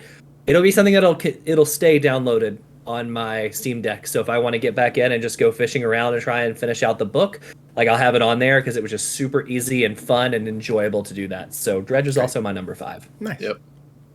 All right, number 4 for me would be Kirby's Return to Dreamland Deluxe. All right. If you enjoy yourself a Kirby game, guess what? This game came out, I think, on the 3DS. I'm not sure. I got to double check that. But it had came out beforehand, recently, I guess. And then this is the Switch port that, kind of polished it up a little bit for you and then give you quality of life improvements and just a bunch of extra like mini games and stuff to do as well on top of that. So it's a full package. It's really, really good. I love me some Kirby. I got me some Kirby this year. I'm a happy man. They don't give me F-Zero. They don't give me Star Fox. But guess what? These motherfuckers love giving me Kirby, and I'll take it when I can get it. They don't give you Metroid Prime either. Yeah. They only give you Metroid Prime Remaster this year, so you got that. Yeah. And you got Dread last fucking year. So Metroid fans have been all right for the past year or so. Good guy Preston coming to the party to talk about. This is not good guy Preston. This is like the Metroid people got a little tasty taste, got a little num in their bellies. All right, Star Fox and F-Zero fans haven't gotten shit. It should be num. It shouldn't even be a competition. We should just get the games that we need to get. We fucking should. You're right. You're right. Got nom in their bellies. So number 4 for me is going to be Street Fighter 6. So lower than I thought you would have it. I'm interested to see what the rest of your stuff is. I don't think it's going to be that surprising when I get there, but it is. I know 2, but yeah. I know 1, yeah. But so yeah, I mean, there's not any more to be said about what Preston and I have just poured praise over this game, but it is easily the best Street Fighter that has ever come out in the history since fucking Third Strike, in my opinion. And it is on track if they keep these updates coming and they do their seasonal model correct and they keep the characters coming and they do all this other stuff. It is on track to be my favorite fighting game. Like, it's a good one. It's really good. Even more than Guilty Gear, and everybody on this podcast knows how much Preston and I love and play Guilty Gear. It was a Guilty Gear. It was a Guilty Gear pod for like the first 2 months we had this podcast. Because it was just more tower updates and everything. Like, yeah, it's true, man. Like that game, but like from a purely mechanical standpoint, the game just feels incredible to play to the point where there's certain styles of characters that I would never ever touch but the game even makes it so easy to be like, hey, but if you want to try it out, knock it down the modern. We have given you avenues to do that, like, and they've even opened up the door as wide as it can ever possibly be for new players. Like, it is there. This, in my opinion, Street Fighter 6 should be the gold standard for what your game should include, what your fighting game should include from 2023 going forward. 100%. If your game does not have, excluding indie, right? Like, if an indie fighter wants to release just like, hey, look, we're just trying to get this in people's hands, here's a versus mode, whatever, do your thing. Like, that's fine. But a AAA big budget game, if you do not have this level of content or quality, then you shouldn't ship. Like, or it should not be full price. That, yes. Is that fair to ask of other companies when we know that Capcom seems to be in a league of their own over the past 6 years? Because we got Mortal Kombat coming out this year. He's got to hold up to that standard. Yeah, I think it's fair because of from a talent perspective, I get what you're saying, but from a money perspective, NetherRealm and who makes Tekken? I don't know why I'm blanking on. I always associate Tekken with Sega because of the Dreamcast. I don't know. I never really played it. It's not Sega. I know the designer the director for Tekken is Harada. Yeah, Bandai Namco. Thank you. I kept having H in my name because of Harada, but that's not either way. Okay. But they all make hand over fist money. The budget is not like they take a big chunk of that fighting game pie. Ain't you got Skullgirls takes a little bit, Guilty Gear takes a little bit bigger of a chunk, but Capcom, NetherRealm, and Bandai Namco have a majority share of people's mindsets and people's awareness as far as if I want to play a fighting game, they're picking up those. It's true. It's like the Skullgirls dev have the smallest sliver of it. Then the next is Arxis, where they do Guilty Gear and DBZ and all this. And you're you guys are the closest thing you'll get to the next step up, and then it's those big three. And that's it. Tier. They make the games, and so there's no excuse. You need to have this level of quality, and it needs to have this level of good rollback netcode, or else I don't want it, and you shouldn't have shipped it. That's where I'm at with it. But yeah, that's my number 4. Nice. My number 4 is Hogwarts Legacy. Nice. So super fun game. Looks great. I think it was it's not a new game, right? As far as the concept, open world, RPG, but I think adding the combat with the wands and the magic, the way they did it, felt very new and felt very unique. I'm surprised compared to other games. I'm surprised it took this long for them to make a Harry Potter franchise game like this.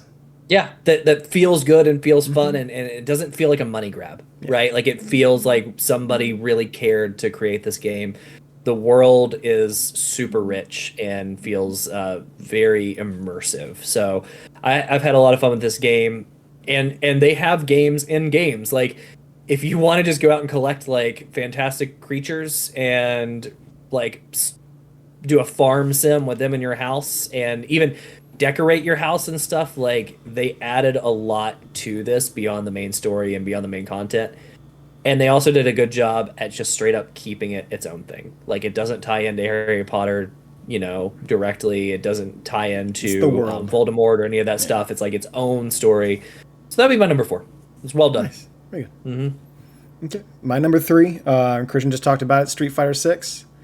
Not going to go too much more on that. We talked about it a lot earlier, and Christian just talked about it a bit too. But I'm going to second what he said earlier. It's incredibly accessible. I've mentioned on a previous episode that DJ is a very cool character. He is hell to play on classic controls. Now, earlier today, I was thinking about it. I'm you know what? Maybe I just try DJ out on the modern controls. Make him more like a smash buttons. Or, if I really wanted to be bored with it and be hey, I'm just going to try out every character right now, I might switch to dynamic and see what I can do against Christian's Marissa. It just seems fun like that. To where I can pull off the cool things if I really wanted to. I just may have to knock down the controls to a different type.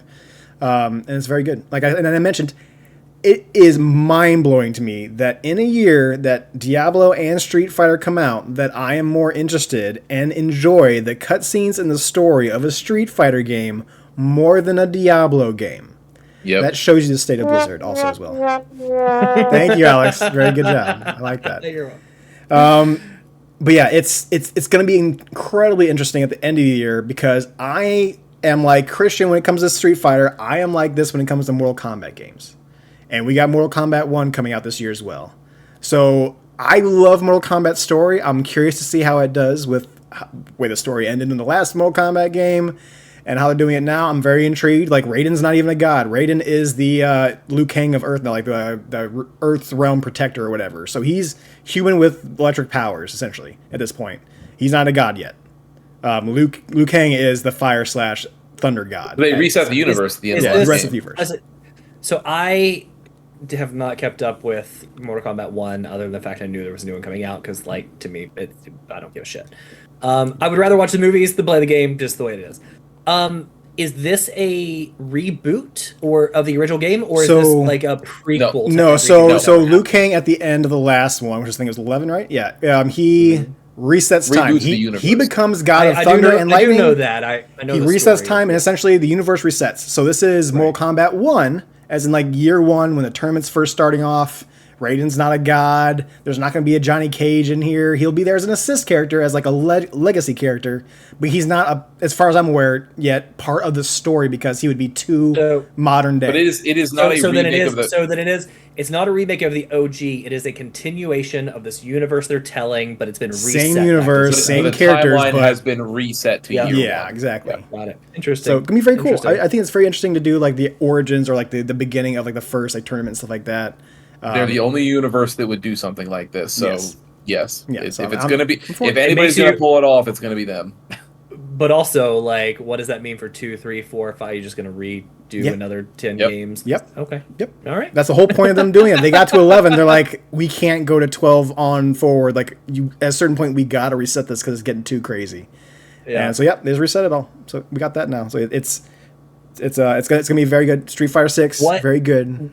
What will you two think if one of the main story arcing characters is that Muay Thai dude from the Mortal Kombat movie? Yeah. They just make him like the main playable, and all he does is like they should this put him stance, and he has like the chest armor and no leg armor because it doesn't make any sense.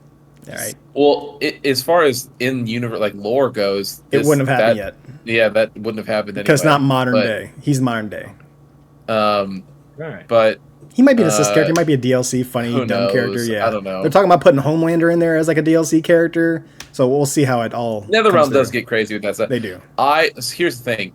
I know for a fact that it will not beat Street Fighter for me because I'm never a big NetherRealm person. However, I am making the commitment.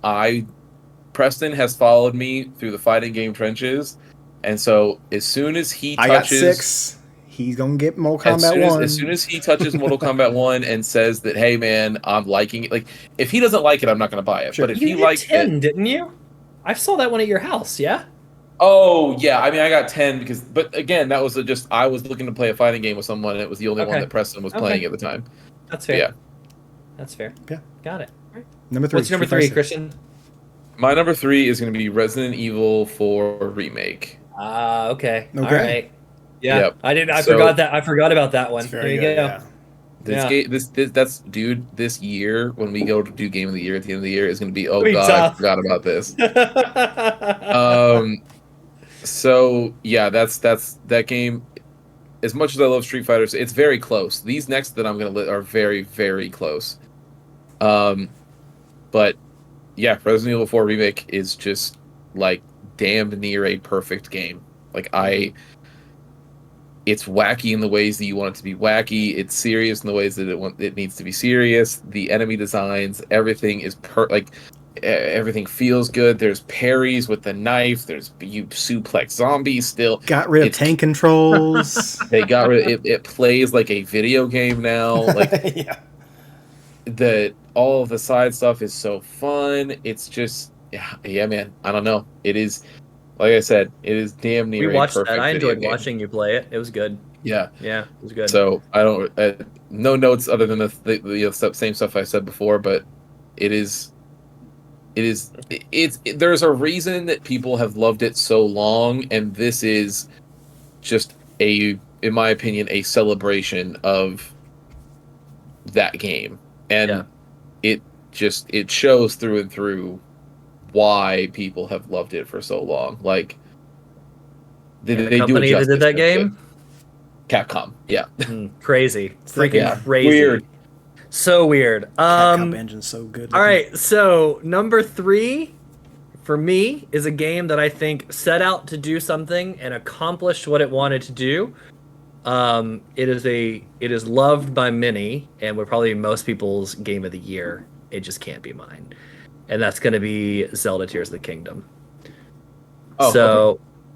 Good game. If they set out to create the biggest, baddest sandbox you could create, and they did. And man, I watched 4 minutes of videos the other day, people creating X-wings. Somebody created this left I was gonna say Left 4 Dead, but like any zombie show, somebody created this thing I saw that was like a huge truck on wheels with just a shovel that was collecting like all the baddies in this thing with a huge spinning bladed wheel, and it was just like collecting them in, and they were just getting chopped up, and just the things people create is incredible. I love the story. It went so many good places. To me, it might be my favorite. I think it's probably my favorite story. Just nostalgia for me will always be like Ocarina of Time, but like my favorite story. However, because this game has been, or this year has been as packed as it has with games, and because I just am an adult with a full-time job and I can't dedicate 200 hours to a game, for me, the scope is too big.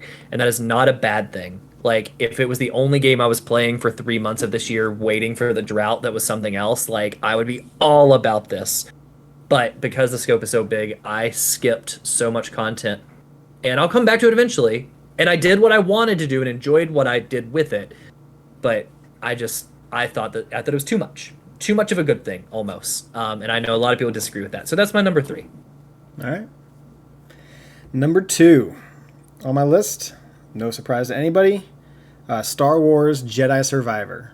Interesting. Okay. I was a little worried because we heard all the bugs and all the issues. Luckily for me, that was mostly for PC. Unfortunate for Alex. But they nailed the story. They fucking did it. They did it very well. It did not go places that I expected. It went places I did not think they were going to go with that character. And the new characters that they brought in were phenomenal. And they brought Marin back. Oh, my girl Marin, I love her. But it's that game overall. Like I'm still thinking about going back to it. I want to go back to it. I'm playing games, and if like 16 didn't happen, if all these other games didn't happen, I would be right back in it, clearing out all the little check boxes, like just doing all the map stuff, because that game was fun and it did everything it needed to do. Mm-hmm. It's phenomenal. Great. Yeah. It's not, so why it's my number 2, and it's Star Wars. So it fucking happy me. They didn't fuck it up, Star Wars game. I thought that was going to be your number 1. Nope. No, I know what number 1's going to be. Yep. Yeah, I know too. So number 2 for me, like I said, this was tough. It was tough. Number 2 is Hi-Fi Rush for me. So, a game that, again, just like Resident Evil 4 that came before it, is, in my opinion, perfect. There's nothing to say. I have no nitpicks. I have no issues. I have no anything. Don't have any notes. Nope. It is a great video game that out of nowhere. That just, yeah, I mean, it came out of absolutely nowhere. It came from a studio that shipped what was considered to be a dud of all, like, by all reports. To my understanding, the new version of that game that's out now is apparently much improved and like a way better game in Ghostwire Tokyo, which is hilarious that is even a thing that you can do in this year of our Lord 2023, but whatever. Well, if anybody's gonna let you know, I'll let you know because it's on my PlayStation. So so it's the Xbox version. The Xbox, the new version that came out to the Xbox because it was a platform exclusive. Yeah. The version that came out on the Xbox apparently has like all these like new content and all this other stuff. Not to get into that either way. Tango Gameworks, the team, the people that are most famous for the Evil Within series, shipped a brand new character action game that didn't come from somebody named Capcom, and like created their own genre, and is like up there with the best of them. Like, I loved Hi-Fi Rush just as much as I love Devil May Cry, and that should tell you something. Yeah. Like, you log in, one of the first moves that you can unlock in Hi-Fi Rush is the aerial rave, which for those people who know Devil May Cry combat, like that's your immediate sign of like, oh, okay, these people fucking, they know, like they get it, they understand, and it is like, they get it. And from that moment on, it is just a face full of some of the best music to go with games that you've heard. But then they pair it with, by the way, here's a rhythm game inside of this action game where you're going to be doing Guitar Hero fucking QTEs to pull off certain combat moves or whatever. And then at first when you hear that, you go, oh, this is going to be awful. Like, because you're no like, way they nail it. I'm never going to be able to time this perfectly. Like, because in a character action game, I have so many things that I'm juggling. Like, sometimes things get a little mashy. Like, it just happens, right? Like, and they go, oh, that doesn't matter. Like, not only will your inputs buffer in the right way, but also we're not going to hold it against you. And it's like, anytime that we really need rhythm to be important, it will be the only thing that's on the screen. You don't have to deal with anything. But it doesn't penalize you in any ways that you'd be worried about. It only rewards you. And so it just feels good to play no matter what skill level you're playing it at. And it also doesn't hurt that it is one of the most likable casts of characters and story that I've ever played. Like, I'm honestly, before the end of this year, I'm gonna do a replay of it because I probably it's gonna need to. This year is probably 2023 will go down, I think, as one of the best years. Yeah, that I was we've having had that thought in a with all the long, games long coming time. out. I mean, It's going to be one of those PS2 era years, right? Those When years you that just had people one talk year about, like banger. when we, like even when we had our own debate between like 2002 and one and all the other stuff, like. Or when people talk about like the years, 2023 will be a year that has to get brought up. 1000%. There's just because it just some of the things that came out this is just mind blowing how insane that it is. Still got more. Yeah. That's it. Yeah, that's my number two. My number two is the same, only because I have not finished it. I need to beat it. Shame. If I beat it, I know it would have been number one, dude. Boo this man! The only thing I will add is yes to everything Christian said. Oh, by the way, they have some like original songs with like artists and like boss fights and stuff, which just add to everything else. This is a trend with me this year. I still have to beat like a Dragon Inshin and System Shock, both two other games that I started and played some of. Yeah, I'm still playing Tears of the Kingdom, so I can't judge you. I haven't finished it. Yeah, like the sprint on the back half of this year as things continue to come out to then also finish the things that I've started to make sure I can include them in the list is going to be insane towards the end of the year. Yeah. But that's all I'll say. Everything Christian said. That's my cross to bear. That's my number two. All right, number one. Drum roll, and no surprise to anybody on this podcast right now, is fucking Hi-Fi Rush. That game was fucking fantastic. I don't want to go too much more into it. I know we're at number ones right now, but Christian did the spiel. Alex just did the spiel. I'm going to put the little cherry on top of it. This is one of the best games ever made of all time. Like, this is going to go in my top 10 of all time, as far as like all my games I love. Like the music, the way it works, the beat, the fact that it felt good to me to play with that beat. Like, I tried playing was it Metal Hellsinger, the one that you do with it's the first person shooter that does the beat or whatever. I didn't feel that didn't like hit with me. I couldn't get into the groove. I love Metal Hellsinger, and Hi-Fi Rush makes Metal Hellsinger worse.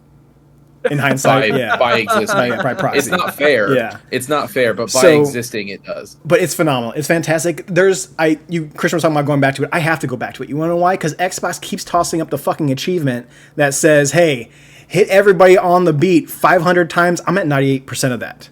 It shows me 98% of the achievement fulfilled. I'm like, I have to go back at least to fucking finish that. But also, like, all the side stuff you can go to now by going back there with your moves, that all those like building or those like walls or doors that you couldn't get into. I'm like, well, now I got it because there's more challenges within those, and it's just that game is perfect. And we'll talk about it at the end of the year. But the finale, the final boss, what you have to do, and the licensed music that went along with it.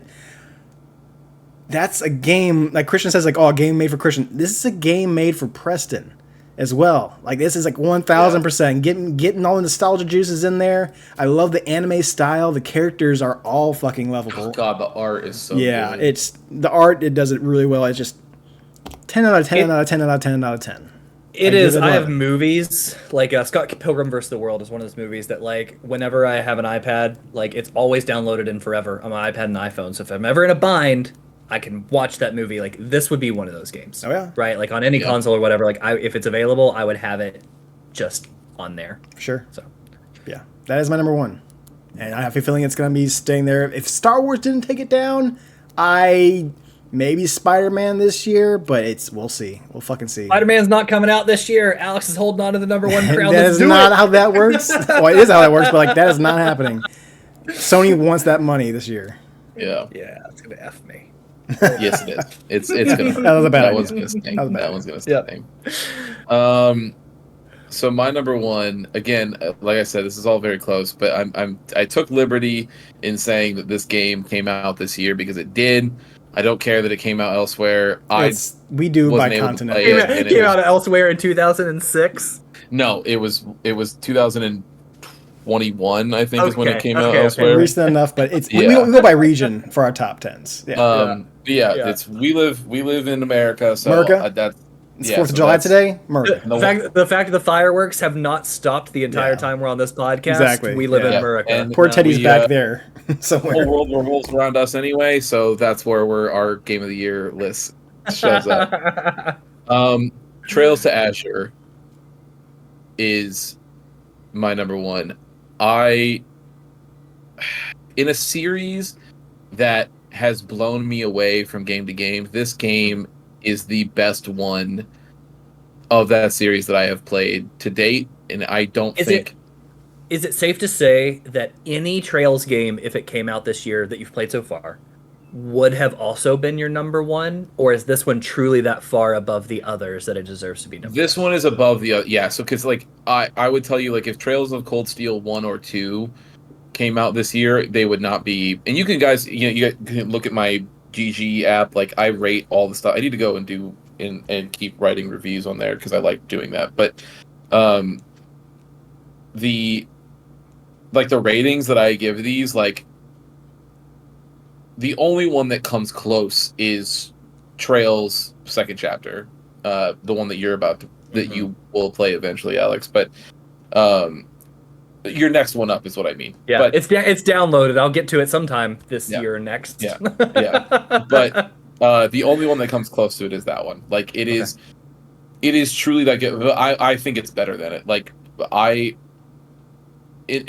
I said, in a series that has completely blown me away by its ability to weave together one of the most impressive universes that I have ever in media, in general, is the fact that it stands atop all of them is a testament to how good the game is. But everything from just the way it plays and all of the mechanical stuff that it does to make itself unique to the characters and the story and the art and the everything. Like, it's just all so fucking good.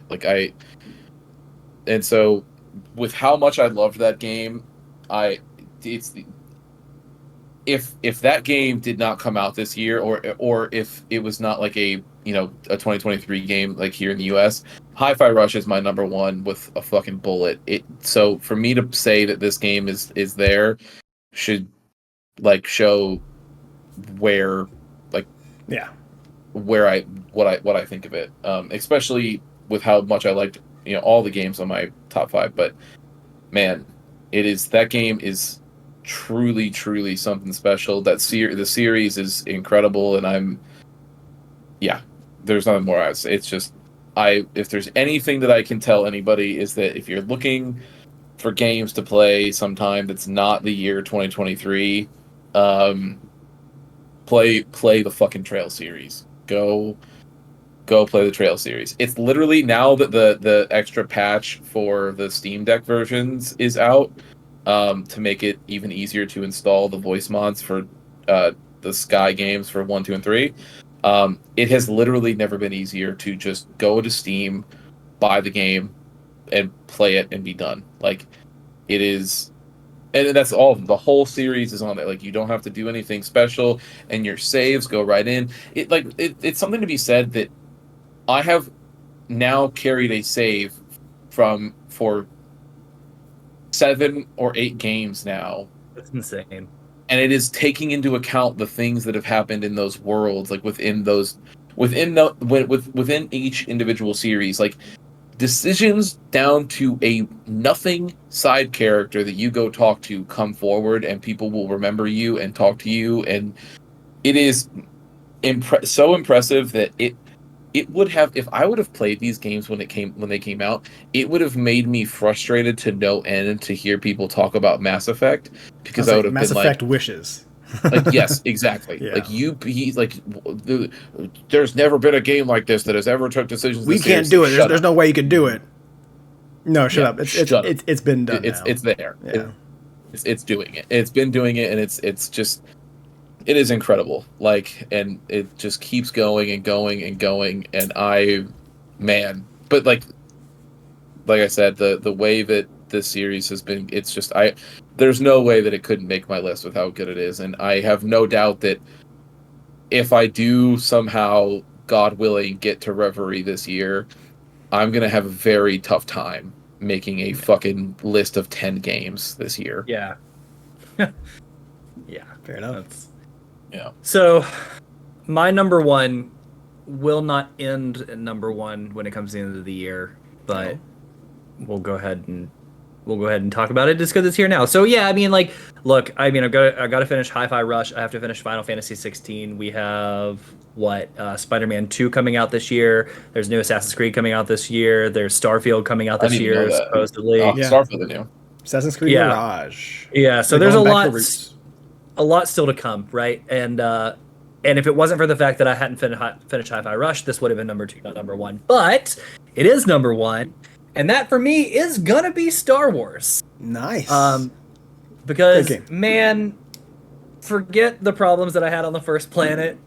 Boy, oh boy, did I have some. Did I have so many problems.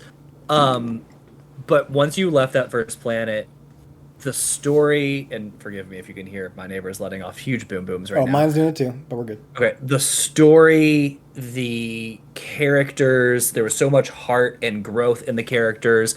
There was a little bit of a love interest, not like a romance, but like there is a love interest based on the story that they want to tell, right? So predetermined, but it's still so heartfelt, and something you've been rooting for since the first game, like you continue to root for in this game. And even with all of that, they still find a great way to bring in some fun cameos that wasn't redone, like in a fun way, and they pulled a little twist that I didn't see coming. Like they nailed all of these great beats. Like Preston, I am super excited to find time to go back and do all the other content that I missed, especially now that I think the game's fixed on PC. Yeah, they had a big patch that fixed bugs recently. Yeah, because I platinumed the first one. I will 100% this one too. It is that worth your time. Yes. So that is number 1 right now. I'll be sad to see it go when it does go, because it's when you finish Hi-Fi Rush, yeah, it's gonna be bumming. Yeah, that, and when I get more than 2 hours into Final Fantasy 16, I can already tell, yeah, right? That's gonna be climbing from. Yeah, I have not. Yeah, this is my current games that I'm playing right now outside of Street Fighter when we do play it is Final Fantasy 16 and Tears of the Kingdom. So like, those are 2 games I'm sure will make their way somewhere on a list. But I don't feel I don't want to put them on there when I haven't beaten them. What's crazy is like, and I'm going to ask you guys a question here in a second. We also played Murder of Sonic the Hedgehog, which if this was a 10 would have been on my top 10 so far because it was that good this year. But like, I've played 11 games this year, and I just mentioned how many more were coming, and that doesn't even include the games I didn't play like you did, Christian, like the Resident Evils and the Street Fighter 6 that both of you were playing, you and Preston. Like, there are so many. Like, it's going to be crazy to try and figure this out at the end of the year. I'm excited. But I did have a question for both of you, just for funsies. What game has been a disappointment to you this year so far? Yeah, like, we've already talked about it. Okay, because mine's not Devil May Cry 4. Interestingly enough, Well, not Diablo. I would hope it wasn't Or Devil May Cry 4. I'm Didn't come out sorry, this year. Diablo. I was killing an ant as I was talking. Sorry. It's okay. It is now on my finger. If you want to see it. No, lovely. So no, I'm sorry. Diablo 4. Murder. Okay, is that both of Preston, yours? please blur that out with a parental advisory sticker. Sure. It was one of the big ones with wings too. Oh, it's a drone. I'm not down. I'm not down to F with it, dude. We have side note. Sorry, before I give you my okay. biggest disappointment this year, we have the biggest ant colony I've ever seen in my front yard. Oh, no. We had to call something out. I have taken it with a water hose, like sprayed it for minutes and minutes and minutes. They don't I've care. taken it down to the ground 3 times. It's been there for a year. Yeah. It's about 2 feet tall, and I called our pest people out, and it's like 30 yards from the house, like way in the front yard. But I called the pest people, and they're like, "Yeah, we're gonna have to charge like $300 to take care of that." Because we'll have to Dude, reroute you the should get the ground. people to do. And this is kind of inhumane, depending on how you feel about like insects and everything. But it's cheaper, I think, to pay somebody to do a molten Cement and metal. then pull up. Well, no metal. So they'll do like heated aluminum or whatever and pour it down, and then you spray it afterwards, and then you have a cool art piece that you can put somewhere. Dude. Of death. My. If it- We'll love room of death. Yep. Well, one, It's kinda not cool, but one, No, Allie it's would not not. be down for that. But 2, I don't know how much of my yard you would destroy trying to dig it out. it's usually a lot. But Yeah, that's what I'm I- saying. that's Is that my- how that's my sick would it point. be to have like? I would only put it in the front yard as a warning to all the other ants. Giant It's all statue. that it would do. Absolutely. So anyway, that was a side note. My biggest disappointment this year, and I don't know if this is fair, but it was a disappointment to me. Okay. Was Wild Hearts, a game that everybody probably Yeah, forgot even came okay. out this year.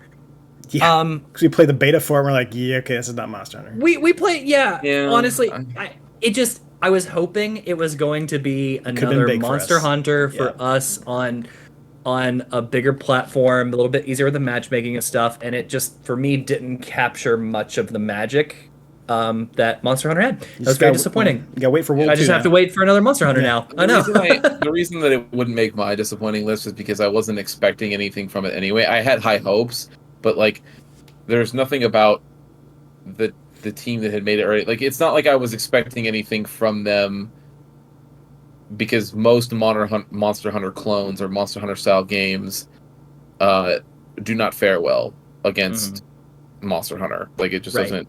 And so this would be the first one of those to really. I mean, God Eater is the closest it's probably gotten to things that people really like. But so I wasn't really expecting anything from it.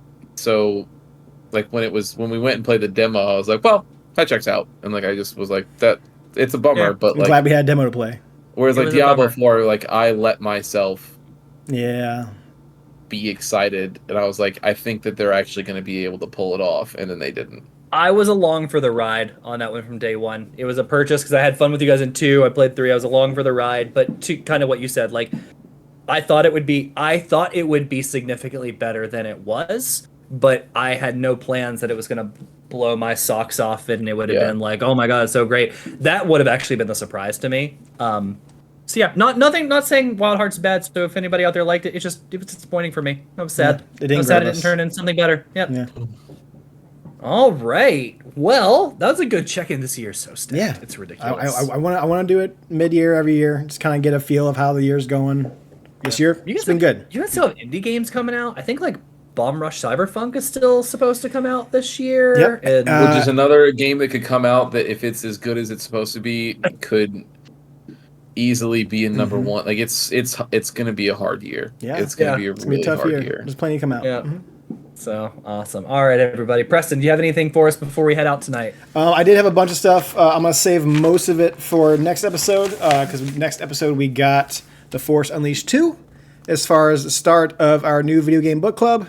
Of course, Preston chose a Star Wars game to start off his first option for a Star Wars book club, and then so Yes, we did. I have what we'll do for the next episode, beginning of next episode, as far as the book club version. I will give you a recap of this episode 1 story, or the Force Unleashed story. And then, or if you guys want now, we can do it now. And then I have a little bit of information on like the release of the game itself. If you guys want a little bit of that now, I can give that to you now. But I think we're going to save it all for Yeah, I think it makes sense to I don't tack want it to on make the it a beginning of the side first note. one. Yeah, I don't wanna exactly. make it So a side note and have it the get more I thought lost about in it the and night, seeing the so. time that we got here, we got plenty of time done. But yeah, I'll have some background story of the development and stuff for the Force Unleashed 1. And then we'll go into the story of that, and then I'll give you a little bit more of the hardships and kind of the murky waters that the Force Unleashed 2 was in. And then we will go through. It will be the first 2 locations essentially that you'll go through for the Force Unleashed. And I am talking and trying to buy time. There we go. So in the Force Unleashed 2, you start off in Camino. And then there's a second area called Cato Nemoidia, and those are the 2 areas that we'll go through. Once you finish Cato Nemoidia, we go to another area, and you will just kind of stop before you start that area off. But for those of you who are playing along, those will be the first 2 sections. I think there are 1, 2, 3, 4, 5, 6, 7 chapters altogether between those 2 worlds. Whatever they want to call it, acts, chapters, levels, if you will, whatever it is, between those 2 worlds. But that'll be part 1. Then we have part 2 and part 3. That's all it should be. And then we might, if we can find out some way to do it, try to get into the DLC, which is pretty wild as well. Cool. Yeah, other than that, no. Follow us Sunday morning snapping. Wednesdays, Star Wednesdays, if you will now, I guess. Thanks to Steam. We will be doing all that. We're still doing Jedi Knight Dark Forces 2, because the naming convention sucks. But we're having a lot of fun with that. Come join us. See me get frustrated at some really simple puzzles. It has been fun to watch. It's really funny to watch. Yeah, super nostalgic. Got John Williams score back there. Not impressed. I mean, it's Allie was like 95, 98 era. Yeah, everything looks the same. Looks dumb. It's an old game. So, all right, everybody. Well, thank you for hanging out with us. If you didn't have a chance to check out our D&D, go back and listen to that and check out that awesome artwork on our socials. And with that, Preston, you know what to do. Hit it.